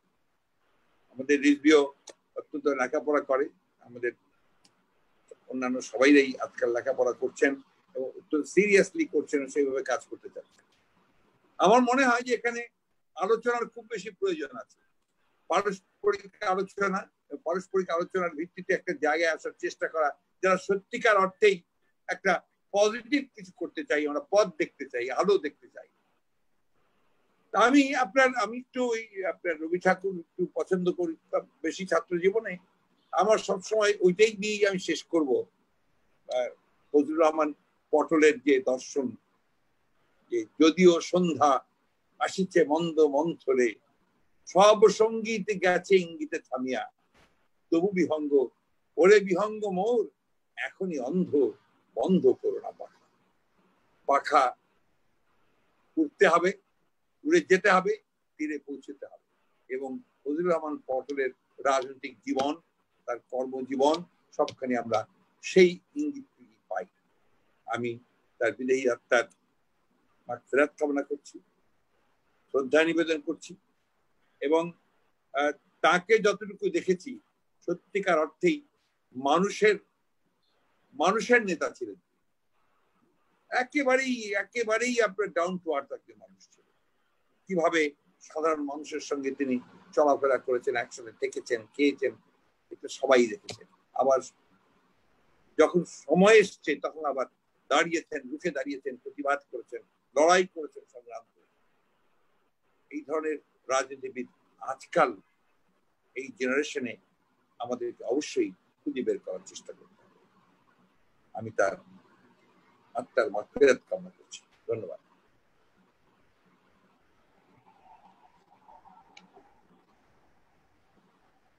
অসংখ্য ধন্যবাদ সবাইকে। শুধু ধন্যবাদ দিলে ছোট করা হবে। আমি এবং আমার পরিবার এবং দেশের সাধারণ মানুষ যারা এগুলো দেখছেন এবং শুনছেন, সবাই আপনাদের কাছে অসম্ভব কৃতজ্ঞ। কারণ আপনারা যেভাবে মরহুম ফজলুর রহমান পটলকে এখনো হৃদয়ে ধারণ করেছেন, আমি আশা করি ভবিষ্যতেও আমরা যারা আছি নতুন প্রজন্ম, তার যে সুস্থ রাজনীতি যে ধারা তিনি সৃষ্টি করেছিলেন, শুধু নাটোরে নয় পুরো দেশব্যাপী, আমরা এগুলোকে ইনশাআল্লাহ বুকে ধারণ করে সেই মোতাবেক কাজ করে এগিয়ে যেতে পারবো। সকলকে অসংখ্য ধন্যবাদ দিয়ে আমি আজকে প্রোগ্রাম শেষ করছি। আল্লাহ হাফেজ।